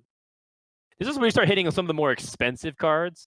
What I looked at cards like Hulking Overfiend, and it basically is like Batterhead, but put into a card. Bigger Batterhead. That's demon themed or demon tribe, so you have some demon synergy there.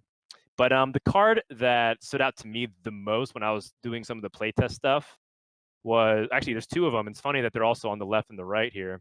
Is I-Beam and Illidari Fellblade. Those cards are bonkers. They're so good, especially if you get the primarily if you get the outcast effect, but sometimes even just having them as an option for the class being really good as well. Lifesteal deal 3 is pretty solid. Yeah. Deal 3, heal 3. That's not a terrible card. That is Bash from Warrior, which was a 2-of for its entire existence. Yeah, and I-Beam, being able to be 0 cost is so powerful in any kind of like tempo type matchup, and gives you like this burst of sustain, like against like a hunter deck or whatever. It's like exactly what you want against any kind of aggressive deck if you can actually outcast it. One of the interesting cards here, I think, Feast of Souls, one of the things we're talking about that helps you utilize all those rushing Illidari things. Like a lot of decks that are like token type decks have looked to use stuff like Cult Master to take advantage of having a bunch of small bodies. And this is effectively Cult Master for 2, because you usually don't care about the Cult Master itself living, right? You mostly just want like a bunch of extra cards. And that's really strong. Yeah, so that's a really good point. I Yeah, don't the downside between it in Cult Master or Starving Buzzard in this though is you don't get to keep seeing the cards as it happens to then chain, right? You just have you play Feast of Souls at the end. But yeah, it's obviously way better than Cult Master because it costs half as much. But it won't be causing as much just like continuous things where you keep drawing things which then cycle. But it seems good. Yep. So definitely these cards are on the above average for a class core set for sure. Let's move on to the next slide. See what we got. So Mana Burn is one of the more interesting ones. We actually haven't seen too many mechanics like this in Hearthstone in general. And it makes sense given that Mana Burn is definitely a concept that's core to a lot of these mana-based battles or card games in general. Kibler, how do you feel like that works in Hearthstone, given that your extensive experience in particularly Magic the Gathering? I think Mana Burn's really interesting. I heard someone at the door, and I thought she was going to bark right into the mic, so that's not a good place for that. I really like Mana Burn. I think that Hearthstone has generally shown an unwillingness, or at least a reticence to do much in the way of disruption for your opponent that is lasts beyond like a single turn. There's stuff like Boom Pistol Bully, right, or Lotheb, which are pretty extreme versions that end up disrupting a very specific type of strategy.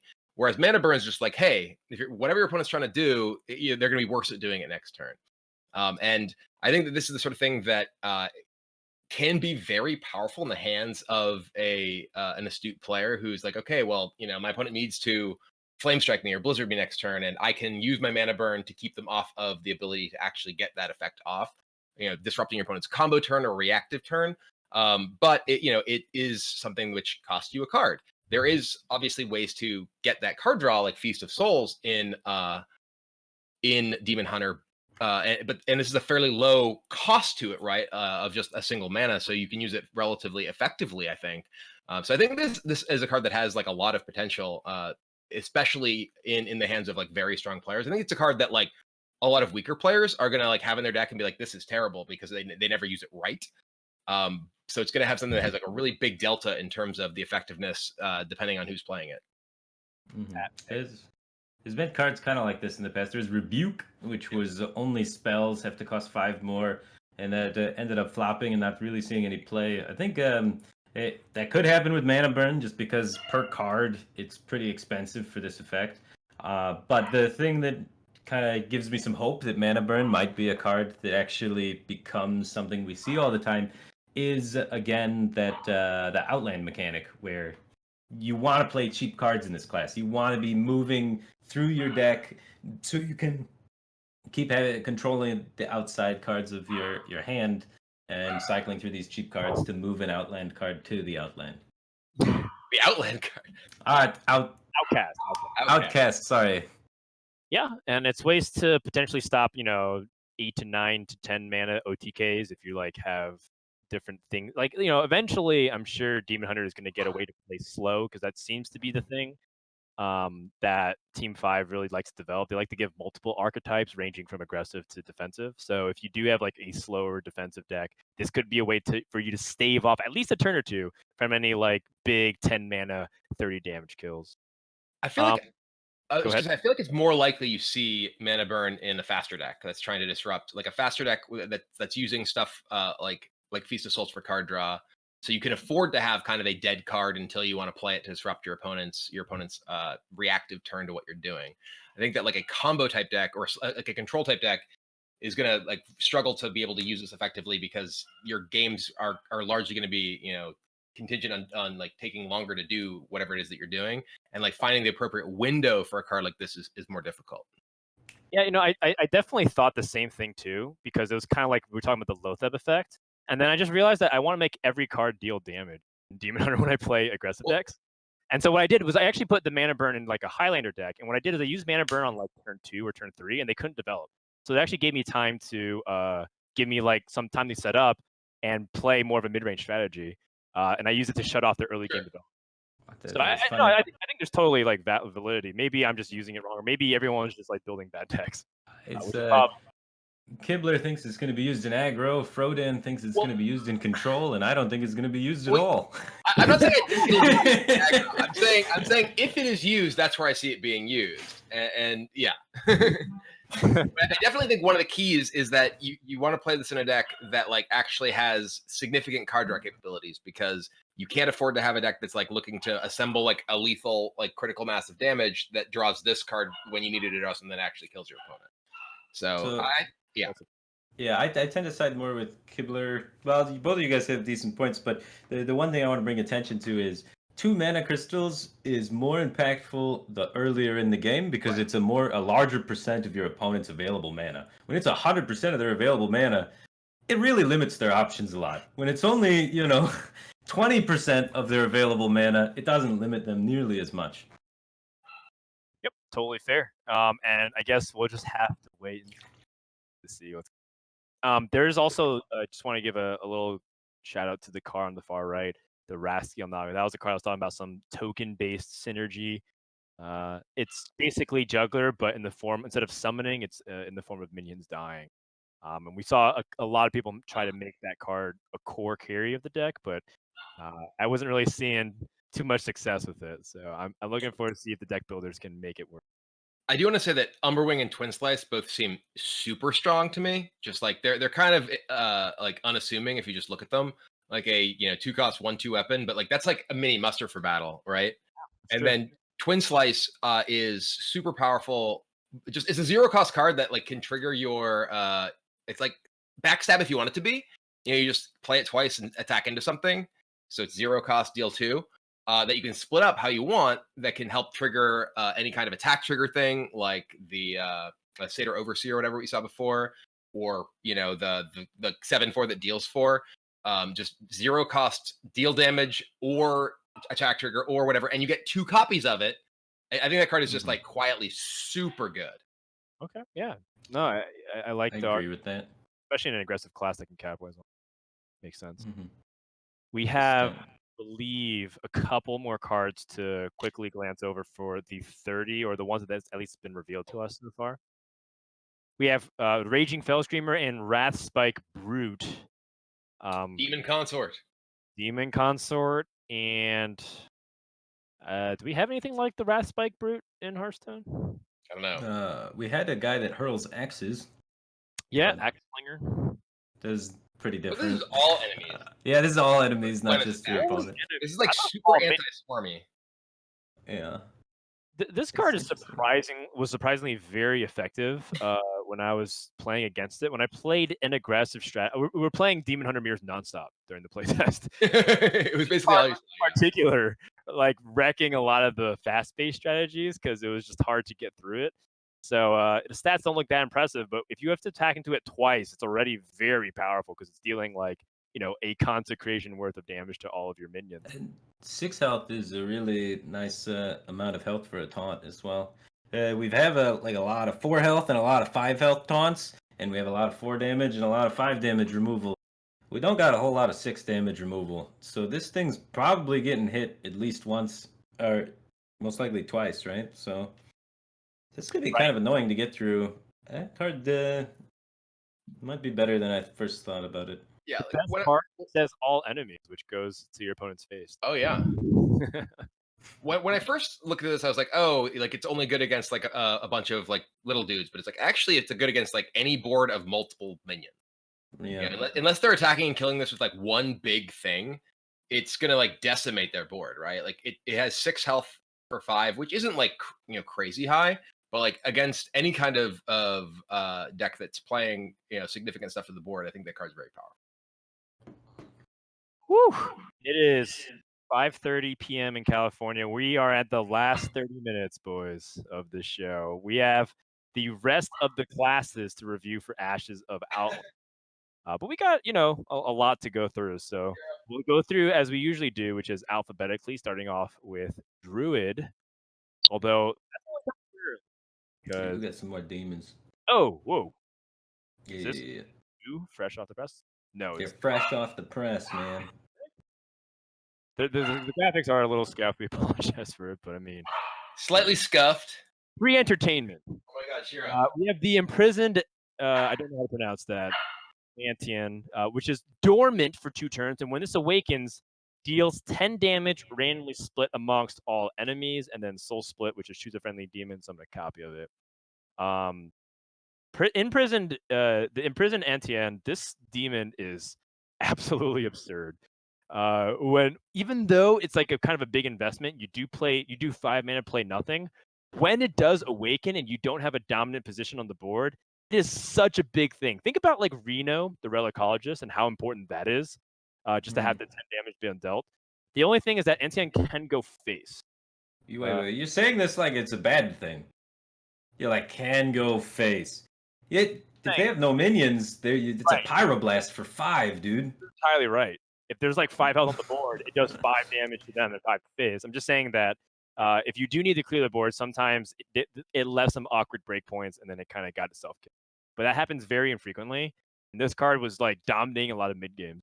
So I think this imprisoned. How do I pronounce this, Kibler? I don't know. Antaeans? Antaean. That's how I would pronounce it. It was very right. That card was very impressive in a lot of the games where we're playing it during the summit. It is, I think, something that like the fact that you spend 5 mana and do nothing right until 2 turns later is a pretty big deal. If you're actually playing against another aggressive deck, it's horrific because you spend 5 mana and do nothing right now. But like if like both players are doing stuff like this or playing like slower kind of controlling type decks, they don't have a lot of stuff in the board, then yeah, the card is really, really strong. Yeah, I also played against somebody that when they woke up did like 8 damage to my face, even though I had like 6 health on the board, and then they had like lethal. It was just one of those moments where I was just like, oh my goodness, I can just imagine the Trollton highlights now. So yeah, this card, definitely look out for it to be a high impact, at least from our initial testing. I'm sure that's be a lot of other. The dormant mechanic's pretty cool. It creates little mini objectives within the game and mini little board states that are different than normal Hearthstone, right? Because normal Hearthstone, you're playing against your opponent, your matchup, your thing. You're either the control deck or the aggressor or whatever. But then when this comes down, now all of a sudden you have to reevaluate how you think about the board, how you think about the game, because now you're setting up for in 2 turns from now when this effect pops.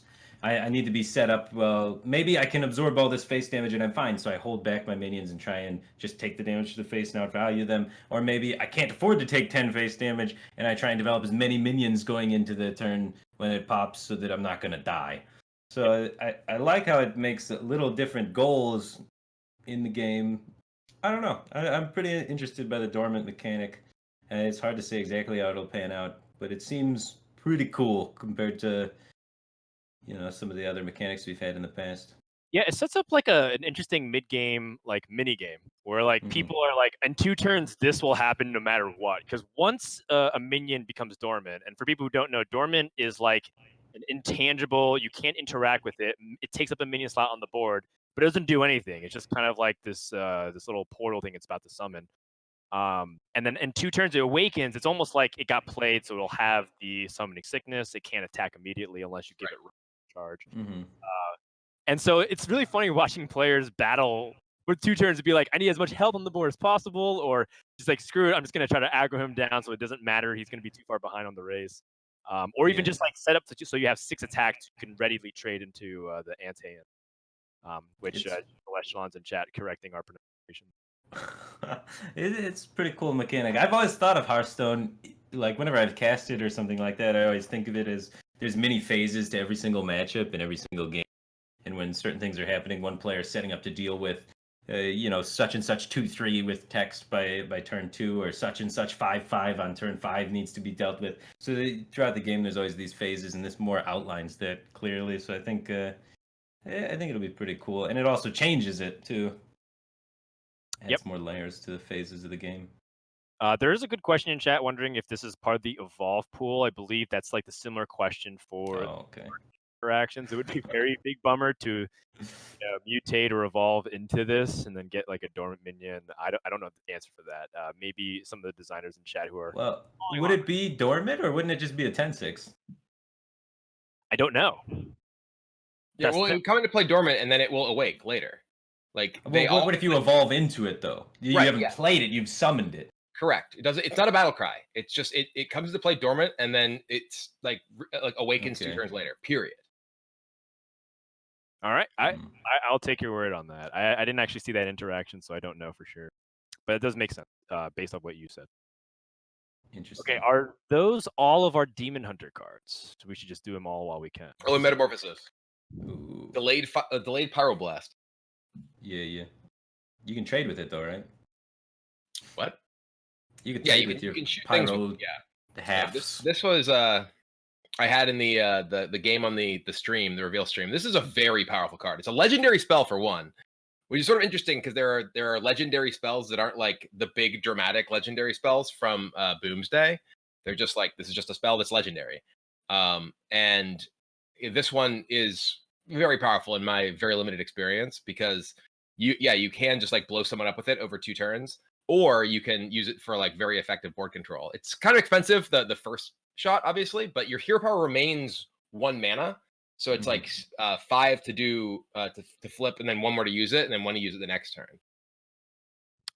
Yeah, so in a way, it's not. I mean, it's more expensive in some ways because it takes you a while to get there, but at the same time, you can get it online quicker. So Definitely a really powerful finisher. It finished a ton of games in our sessions, so I think that if you're not impressed by this card because you're like, oh, legendary spell should be like, Luna's Pocket Galaxy.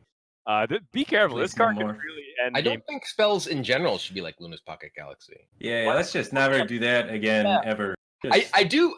Speaking of just randomly, like it's very funny to me that Luna's Pocket Galaxy saw like no play, then got buffed, and then got nerfed, and now just still see tons of play.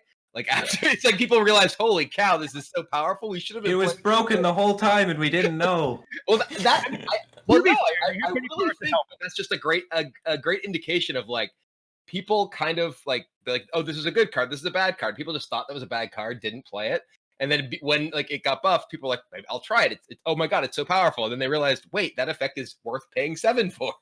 Yeah, to be fair though, like a lot of cards came out that did work they with did. it, like It's a true. lot. It's true. You're right. You're sense that we perhaps overlook certain cards, and I think like cards like this, Metamorphosis, are also, in my opinion, very strong. Yeah. This is a good Okay. card, yeah. So I think now is that all the Demon Hunter cards? Okay, great. The class looks nuts. Demon Hunter seems crazy powerful, which it has to be, right? It's the new thing. If it's weak, then nobody cares. We're not making any hype. But Demon Hunter is going to come out making the big noise, man. That class seems good. Yeah, and Mhm. I'm totally okay with that because this is the first time they've released a new class, and expect like 100% accuracy in terms of their power level is kind of absurd. But at the same time, they even have been very open and communicative about balance and win rates, and they've been changing it more frequently. So I'm sure if it gets way out of control, they'll give it a Right. little tap or two. So that's our Demon Hunter review. Let's go into the other classes. We did and- this Pit Commander, the 7/9 who summons another demon each turn. 7/9 taunt for 9. At the end of your turn, yeah. Yeah. 7/9 taunt. That guy's sweet. Summons him. I really He's like an epic too, so you could run 2 in your deck. Yeah. If one pulls the other one, does the other one pull another demon? No, because it has like Okay. it triggers at the start of your like end phase sort of thing or whatever. Okay. Yes. But yeah, Don't that have card I it. think is sweet. But that card is a very big chunky boy. Yes. All right, cool. So with Druid, we have one of the legendaries revealed. It's the Arcspore Mishfin. It's 3 mana, 3/4 taunt. Death Rattle, shuffle Mishfin Prime into your deck. And then Mishfin Prime is a 10 mana 9/9 that summons that you can choose to summon a giant with taunt or rush. Or it's both, right? Quest. I don't know how to evaluate it off the top of my head. Generally, like I think the primes are pretty interesting in that they kind of they're obviously very similar to like Storm Guardian, right? That was basically exactly this sort of effect. Was you get a small thing or a medium sized thing that gets you a really big thing. But I really like the fact that they like let you have these big, dramatic, highly impactful minions that you couldn't actually put into your deck, right? Like you wouldn't make like 10 mana 9/9 summon a 9/9 like with taunt or rush on both of them. And some of the other ones are even like more outlandish, but they have like a decent initial form and then like just a really dramatic, powerful later form. And I think it's really cool. So the quest still exists, right? There's not like that's not going away yet. Correct. So, and then Flabidinous Floop. Because I'm seeing some quest druid. Is that's going away? Well, Floop is going away. Floop is in Boomsday. Oh, I was gonna say you could get some. Do the 3 mana one, get the guy in your deck, play it, floop it after doing the quest. That is some power. Well, you don't get that much more from the quest, right? You just get rush and taunt. So like the additional power you're getting off the quest is literally a keyword. Oh, in my head it was making another 9/9. No, it's not summon a 9/9 and summon a 9/9 with rush. It's summon an I assume. Maybe I'm wrong, but like my guess is that it would be summon a 9/9 and that gain rush, gain taunt. Well, that unexcites my quest theory. Maybe I'm wrong, but that seems like it's unlike. And Celestial in the chat says that I'm correct. So all right, well, rip quest druid dreams. At least for that specific combo. Yeah. And I think that like when you look at cards like this, one of the things that I feel like I was experimenting with was like a taunt Death Rattle Druid deck in general, because I played like Bark, and Bark is like one of my favorite druid archetypes, just to annoy the heck out of everybody. And so Arcspore Mishfin kind of fits a little bit into that archetype because you can like play Arcspore, then faceless it, or do other things like that.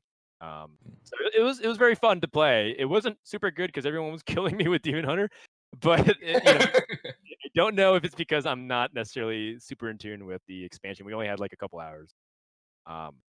Looking at Fungal Fortunes, we've seen Book of Specters for Mage. This is a different take on it. It's draw 3 cards, discard any minions drawn instead of discarding any spells.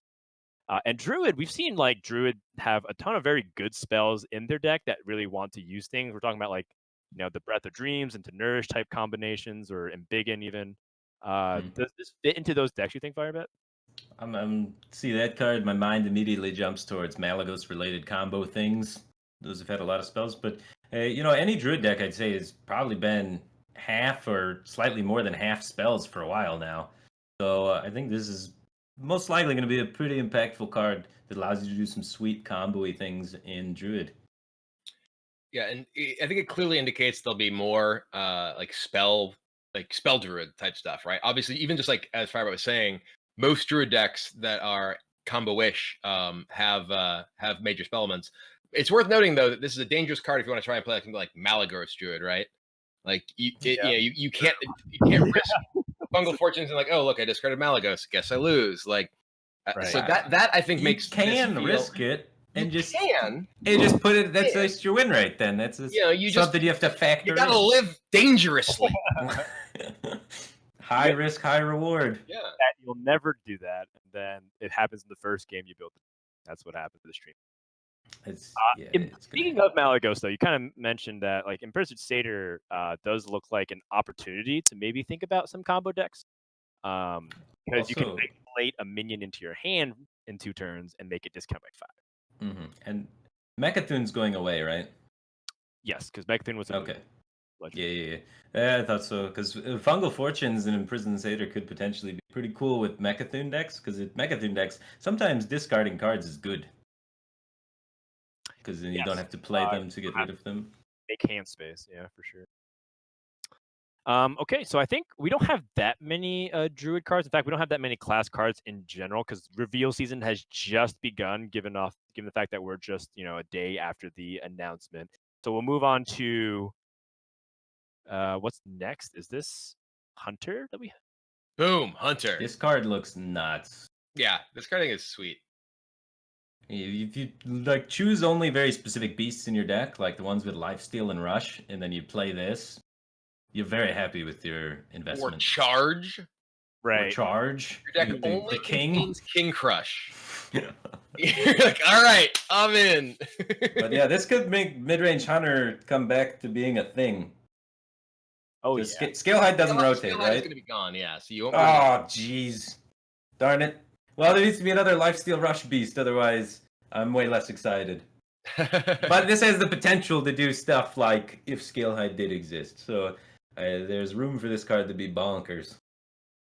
Mm-hmm. Yeah, these kinds of effects in general are very good in card games, period. It says draw specifically something that you can isolate. And buff it, yeah. Next one we have is Mage.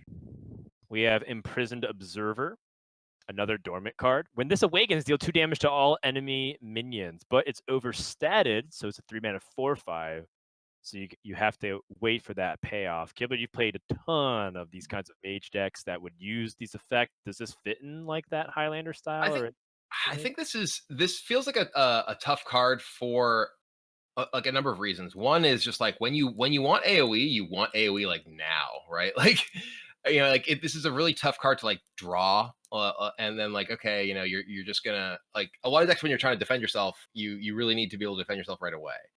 And spending 3 mana and not immediately impacting the board is like a pretty big cost in a lot of those decks. Granted, like if this is your turn, you can, if you play this exactly turn 3 against an aggressive deck, I think it is quite good. But I think that it becomes way worse the later on the game gets because the impact of this, if you're not able to play it on time, becomes that much lower as the game goes on. So I don't think this seems great to me. I agree with a lot of the points you're making about like needing AoE when you need it. But then also your mage, so you can use this card kind of like as a Doomsayer, right? Mhm. Like a worse, uglier Doomsayer. That I don't Excuse know. me. Beauty is in the eye of the beholder. That only has the No. one eye, I guess. It's not really beholder, but This looks like But Pat's distant cousin. on curve, this card is nuts. Like early game, if you Yeah. coin this dude, the aggro deck is just like, I might as well concede. This is horrible. So, and then you have the later on, you can combine it with Frost Nova or Blizzard or something to then kind of do stuff. So I don't know. Maybe this could be good. It seems like a Doomsayer kind of thing, but I'm not 100% sure. yeah, someone in chat said we're discussing the card art. I guess it's time to move on. So. The one game That's a rule of Omni Stone. That was a rule, yeah. That's true. We have a tradition. Next class. We have I haven't seen this. card. This is actually fresh Not off revealed, right? the show. It's a 3-mana 2/2 Dragon Maw Overseer. At the end of your turn, give another friendly minion +2/+2. So indefinite buffs the longer you keep it on the board. This is like a Shadow Ascendant bro. He's like a beefier Shadow Ascendant. Mhm. Sure. It kind of looks to me like another battle card or something. Does look like This it. is definitely higher than tier 3 in Battlegrounds. It's Iron Sensei for anything. Yeah. I don't know how to evaluate that because Priest has changed so much that I Right. can't really Well, say. I feel like Shadow Ascendant was like very good in any kind of proactive priest type deck, but this is like bigger effect than Shadow Ascendant, but harder to like both keep around because it costs more and like get value out of because it costs more, right? Right. But if you stick something, this is immediately like a +2/+2 that if everyone doesn't kill, you just keep building on it. So like it has the potential if you play like an early, especially like a taunt, right? Like play an injured Tol'Vir into this. If everyone doesn't kill your injured Tol'Vir, you're like, okay, injured Tol'Vir, Dragon Maw, obviously, you're like, this is a place to use the 0-cost Shattered or Powered Shield, right?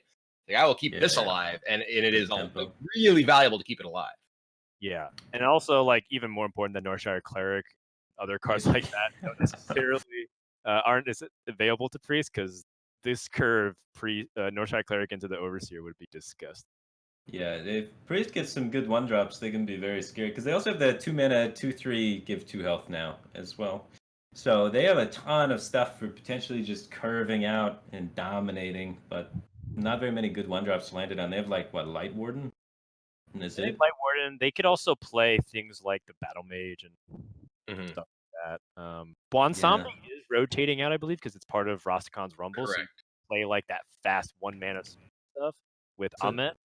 The problem with the Priest board control decks now, though, is the Mind Blast is gone, Divine Spirit Inner Fire is gone, and their Cardra engine is gone. So how do they end the game / capitalize on this early lead?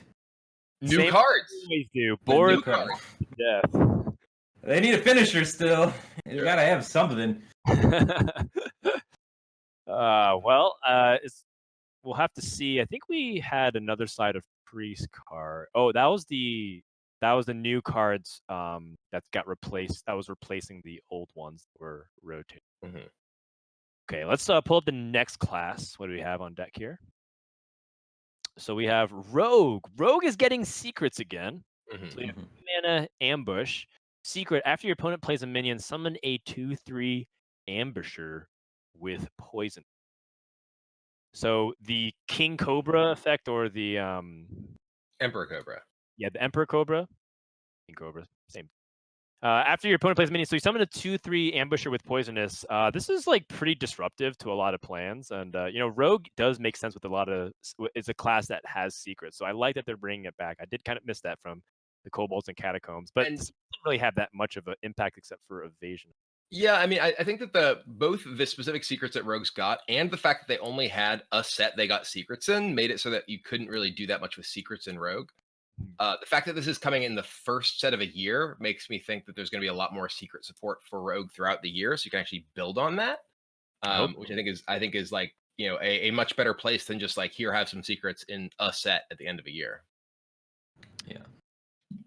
There was another Rogue card that was real. Oh, sorry, Kyle, you want to talk more about this card? I was gonna say, I see a lot of people saying in chat that this card kind of sucks, and I had a kind of the opposite reaction. I thought this card was pretty good. If you play this card on turn 2, for example, You're just killing your opponent's 3-drop for 2 Yeah. mana. So that's already a W for me right there. You're gaining 1 mana worth of tempo. Let's go. But if they're some sort of control deck, let's say they're mage, then they have to they're doing their turn 3 play. They're like AI, whatever. Then turn 4 rolls around. They want to play their 4-drop. Your 2-drops trading for their 4-drop, or they have to play a minion to proc it to be, out of its, hidey bush or wherever it's hiding for its ambush. And then now it's on the field and they can actually attack it. But they have to spend a minion's worth of mana, then remove it. So it's really going to take away an entire turn from someone during the first, developing stages of the game, where the game's the most snowbally. So I think this card's quite good. Was also, speaking of synergistic cards, people in chat are saying there was a 1 mana 1/2 that was revealed. That is, if you control a secret, sap something, it costs them 2 more to replay it. Yeah. So it's a targeted freezing trap for 1 mana if you have a secret already, which seems very powerful from a tempo perspective. I saw that card. It seems fun. Like 1 mana sap, make it cost 2 more. And the reason why it's so insane is because now, it's a very cheap combo enabler. Sap has been in and out of some rogue list from time to time because they felt like having 2 of was too inefficient and it was a little bit pricey relative to the amount of combos and tempo they want to squeeze in. 1 mana, it's so cheap. But at the same time, it's at the cost of deck building and putting secrets in your deck, which, as they were talking about, early game, this ambush is great. Late game, is it super important? Probably not. No. So, it's a pretty bad late game. Hard to say. I will tease people. I'm not going to tell because I do think I know all the secrets for the set. All of them are really annoying. All of them are super annoying. Really, really annoying. I like when a rogue played a secret, I was like, God, this is so frustrating. Yeah, and So, that's one of the important things is one of the important things about secrets and having them be threatening is kind of like putting you sort of in an awkward spot of like, okay, if you want to play around 1, it's tough, to play, play possibly into others. It's like, the like snake trap versus explosive trap versus freezing trap is like, what do I do, right? Trying to actually find the correct way to navigate any given board state, and having them, kind of put you in that like pincher type move, I think is important for making them tough. So well, we have a lot of shaman cards. Looks like coming up next. So wow, we can just kind of take our pick of the litter here. So Firebat, anything that stands out to you here? Well, I don't like evolve effects that much, and there's a lot of those. Especially hearing about this dormant thing is going to evolve into a bunch of dormant stuff that can't attack and then die. It's going to be a bummer. Lady Vosh looks pretty cool. Yeah, so Lady Vosh is one of those. Reading the cards to make sure I had the text right. Lady Vosh combines with the Prime cards you see on the far right. So Vosh Prime is obviously the spell damage, but drawing the 3 cards and reducing their cost by 3. We're playing decks that kind of do that right now in the form of Galakron Rogue, and we already know how that can be super good. And you're talking about combo decks.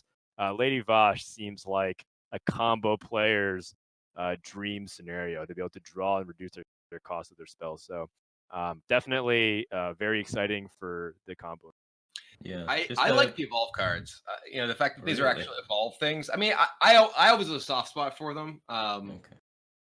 I don't know that they're necessarily good. They probably aren't. And if they are good, it's probably, kind of bad for the game in the form like when we saw with Evolve coming back with Desert Hair. I always have fun playing those sort of decks when they're like on the fringes of playability.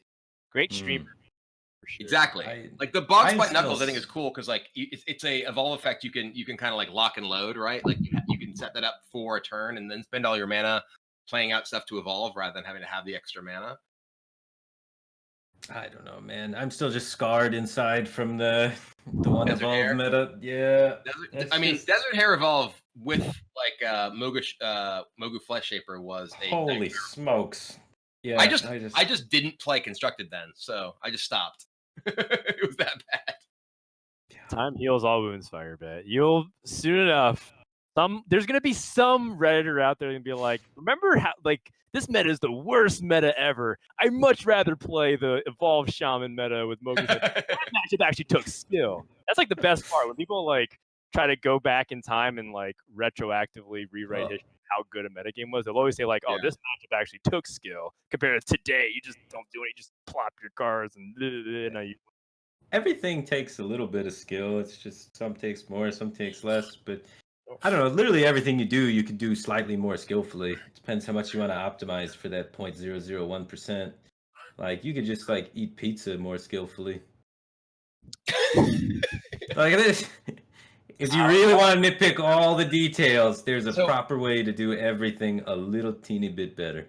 I got some pizza advice from Ben Brode this week. Actually, see, he that's what I'm talking about. Advised me that this like famous deep dish place in Chicago actually you can just order their frozen pizza delivered, and I think it's going to be here like today or tomorrow. So, given that we're like stuck here in like quarantine or whatever, I'm going to have some delicious pizza that came recommendation from Ben Brode. So. See, very skillful pizza. High skill pizza eating.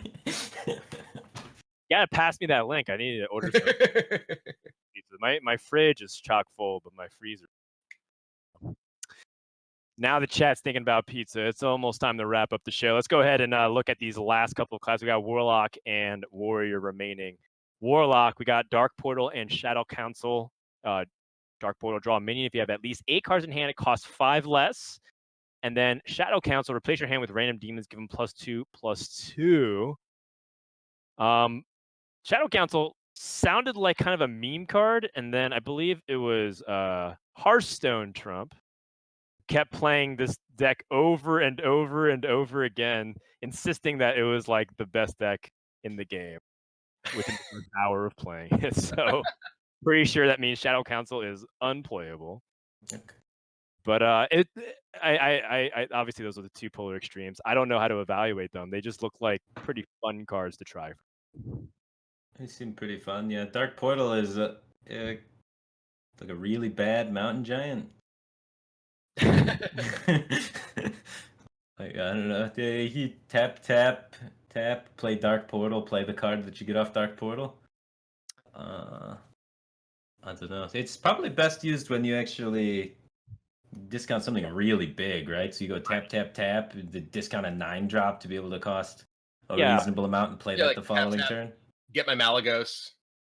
Yeah, something like that.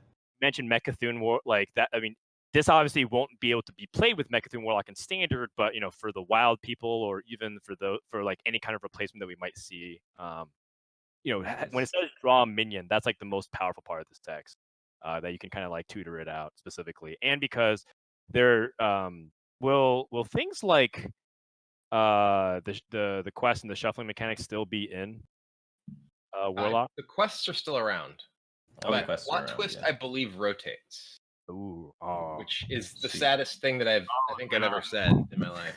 We have whiz bang petitions for the classic set. Why not Plot Twist? What set is Plot Twist? It's from Rise of Shadows. No, it's still around, right? Okay. Rise of Shadows, yeah. Great. Wow, the meme still lives on then.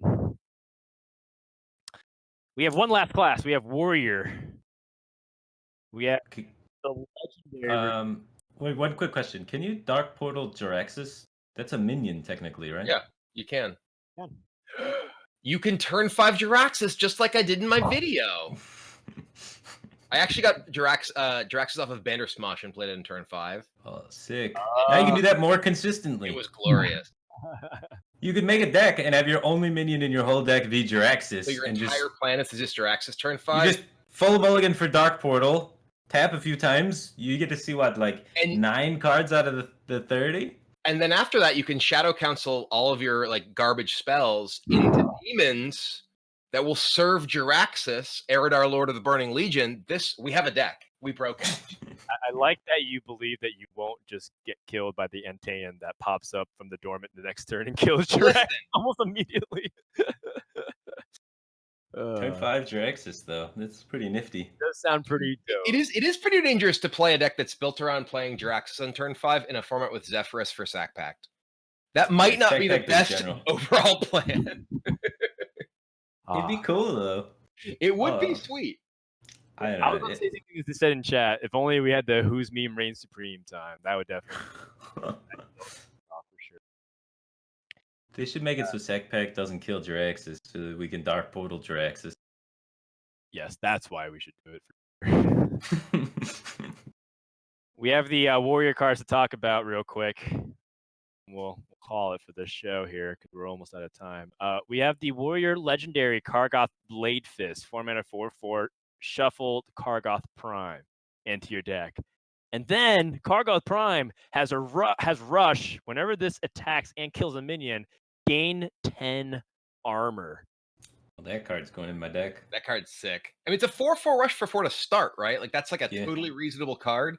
And then it puts like, oh, like get back in the board and survive like into your deck too. That card is serious. Very good. Very good. And then Bulwark of Azeroth, I don't know how good this card is. I do like that you can hit people with the spikes on your shield. It has one attack. But I think obviously if there's like big burst damage combo decks, that can be a powerful card.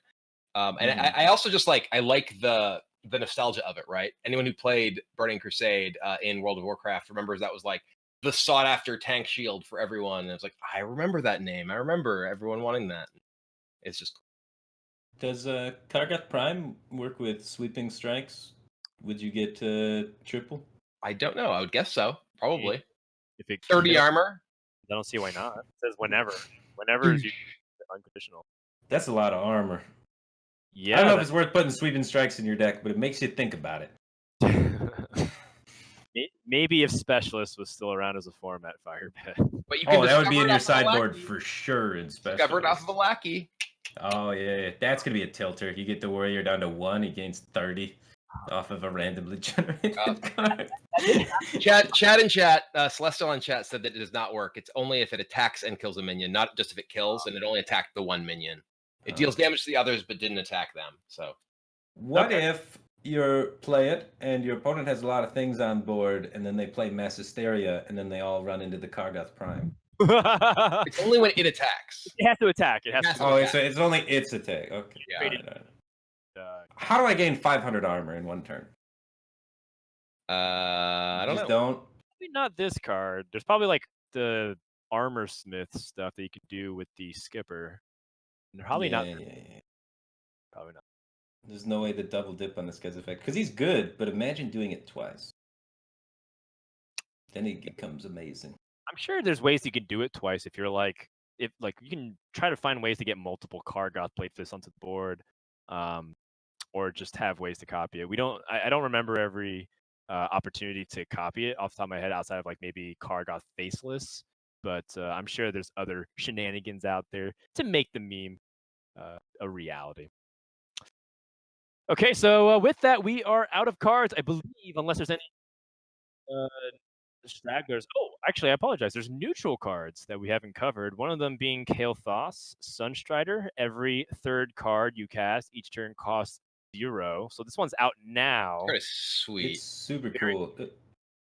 When I first saw it, I thought it was just the third spell you play, but it's every third spell, So it's the 3rd, the 6th, the 9th, the 12th, so on and so forth.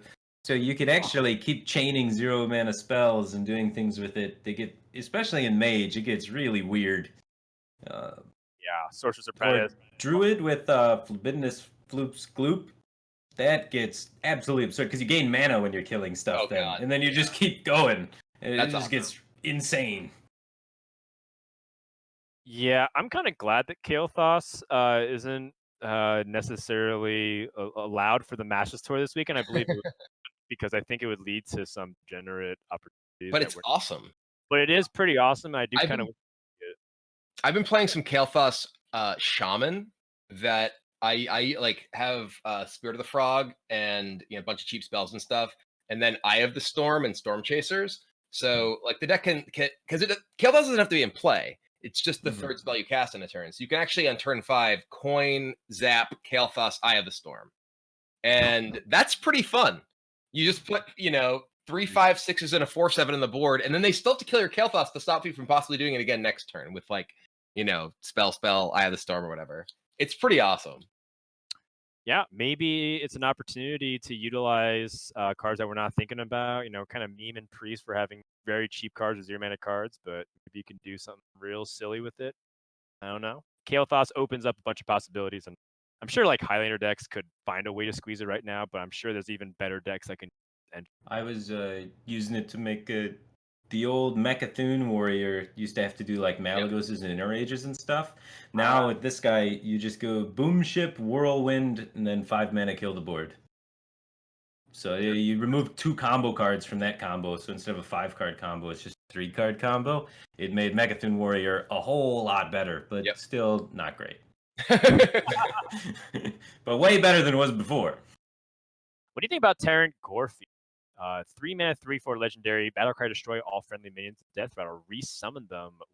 Plus, And this guy's really interesting if you're playing like a Death Rattle deck. If you have like, I don't know if there's any like play dead type effects that exist in standard right now. I don't think there are, but this is basically a play dead effect for like you kill all your Death Rattles, and then you can like resummon them when you kill him and get all their Death Rattle triggers again and again. Great in Battlegrounds. You kill your you kill your bombs and your eggs and. Yeah, the card seems really powerful. It might run into issues with board space. Yeah. That could be a really limiting factor with this kind of effect. Because you want to have the effect happen more than once, but then you're like, well, I can only have 7 minions if out, though. Does the, what is it? The shadowy figure rotate? The 2/2 copy of Death Rattle guy? The Rise of Shadows card. I think he might be a Rise of Shadows guy. Yeah. But yeah, could be sweet. Could be sweet. Yeah, there's definitely some combos. And it's very open-ended, so that's what we want to see in terms of some of these legendaries, which you can go in a bunch of different decks. And I'm looking forward to it. No love for the Morik Artificer, right? He's, I don't know. I can't really think of what you do with him exactly. If your opponent has a Wrath Fiend, it lets you really shield slam their face. Yeah, it's your opponent gets this effect too, right? Right. That seems it can be good with like cheap removal stuff, but like if you're playing something like Rogue with like Backstab Vendetta, right? Like you have a lot of really efficient ways to hit your opponent's minions. It's good against decks that don't necessarily have spell-based removal. Oh, you're right. This could come off of a Faceless Lackey, and then just shenanigans just happen from it. Oh, goodness. I mean, you can possibly combo it with like AoEs, right? Like this with like Arcane Explosion or Consecration or something to like give you cheap big AoEs. Feels like the sort of card that like you don't just build a deck around. You're like, okay, I need a way to like deal with this particular situation that comes up frequently in a metagame, and this is the best way to do it, kind of. For sure. Definitely a very. It's also just a 2/4 for 2, which like is pretty big. It is big. He's very good against like minion heavy decks. That I think is also just a thing. If like people are playing decks that don't have a lot of spell based removal, he's just a good card. Yeah, some like good versus like Zoo. Right. Lots to think about. The more I think about this card, the more I think it's pretty clever. I do agree with somebody in the chat saying that it seems like a pretty unique take on spell damage. All right, so those are all the cards that we have, and so I guess there's only one question left: was this very handsome gentleman correct? Was the hype worth it? And I guess I might be asking a biased crowd because of Kibler and Firebat, but actually, you know what? Let's just go ahead and hear from the panel. Kibler, what do you think about the future of Hearthstone? Does this statement hold up? I mean, I'm super hyped. I think this is the most excited I've been coming out of like a series of announcements about Hearthstone's future ever. There's more cool new stuff that they've announced, and more cool new stuff that's coming like right now, right? Like there's already a big patch yesterday with a bunch of Battleground stuff in Kael'thas, and like the patch that adds the duplicate stuff and all this preparation for the new expansion. That's next week. Then the expansion is the week after that. So it's not just like an announcement of an announcement. It's like, here's an announcement. By the way, this is all happening immediately, which is crazy. Yeah, I think it does live up to the hype. And one of the big things I want to touch on is they said they're adding more game modes on a similar scale to Battlegrounds, which I don't know if you guys noticed. Battlegrounds is kind of a big deal. So more game modes of that size, that's a pretty big big thing to say, and it's going to be hard to live up to making something as big of an impact as Battlegrounds has been. And if they're able to really do that, that'd be crazy. I think so. I mean, at least that they're trying is the most important. And I think the same thing, we see them experimenting with things like buffs or mid expansions coming out in the middle of the cycle. I like that they're experimenting all different kinds of directions, and I'm much more willing to forgive that than potentially being too afraid to do anything, because we've had years of that. And so the new guard with under Ben Lee, I'm really excited for it. And yeah, I know it could sound like exaggerating, but I actually do believe it. And I think that it'd be really fun to still be doing shows with you guys in a decade, in 2030. I hope that's we'll be old men, possibly being overtaken by whoever's the young come-uppers. But yeah, I am really excited for the future of Hearthstone, at least this year, and hopefully for many. With that, all good things must come to an end. For people who are tuning in and said, like, oh, is Omnistone back? The answer is no. This was a one-time reunion special that we felt like we'd be fools to not at least gather together one last time. So with it, our final words for now. We're not going to shut the door forever, but for now, we're going to put a pin on it. So Brian Kibler, the floor is yours. Yeah, I mean, we've definitely been in talks of figuring out some way to continue some form of a show talking about Hearthstone and perhaps other games as well. So stay tuned for news on that. But yeah, I'm super excited for the future of Hearthstone, and probably just gonna turn this off and go play some Battlegrounds right when I'm done, because I've been playing a lot and can't get enough. Firebat. Yeah, really impressed with the Hearthstone announcements. Can't wait to continue playing and see what keeps happening. The only thing that I'm afraid of, and I said this earlier kind of jokingly, is maybe they're doing too much. Hearthstone's been a very casual game for a very long time. If they do too much and scare away a lot of people by making the game too complicated, that could be bad. So that's a fear I've never had with Hearthstone before, and it's exciting fear, but it's also a fear and a little bit in the back of my mind where it's like maybe we try and do too much, we overextend, whatnot. But I love it, so it's a good fear to have. I agree. I think that this is a unique position, and I think we'll just kind of tread the waters together and hold hands the entire time. Same for me. For my last words, I do want to say a couple. You're holding my hand. How do we do this? Okay, there we go. For my last few words, I want to say a couple things. First, I want to thank Kibler, Firebat, Greg, and Matt from Omni Slash. We're not. This is just purely out of the passion of our own hearts. There's no money involved. We just really want to connect, and we really do miss you guys. And we're gonna try everything we can to try to get more content like that. This is not the end of us talking about Hearthstone indefinitely. We're gonna try to explore different opportunities.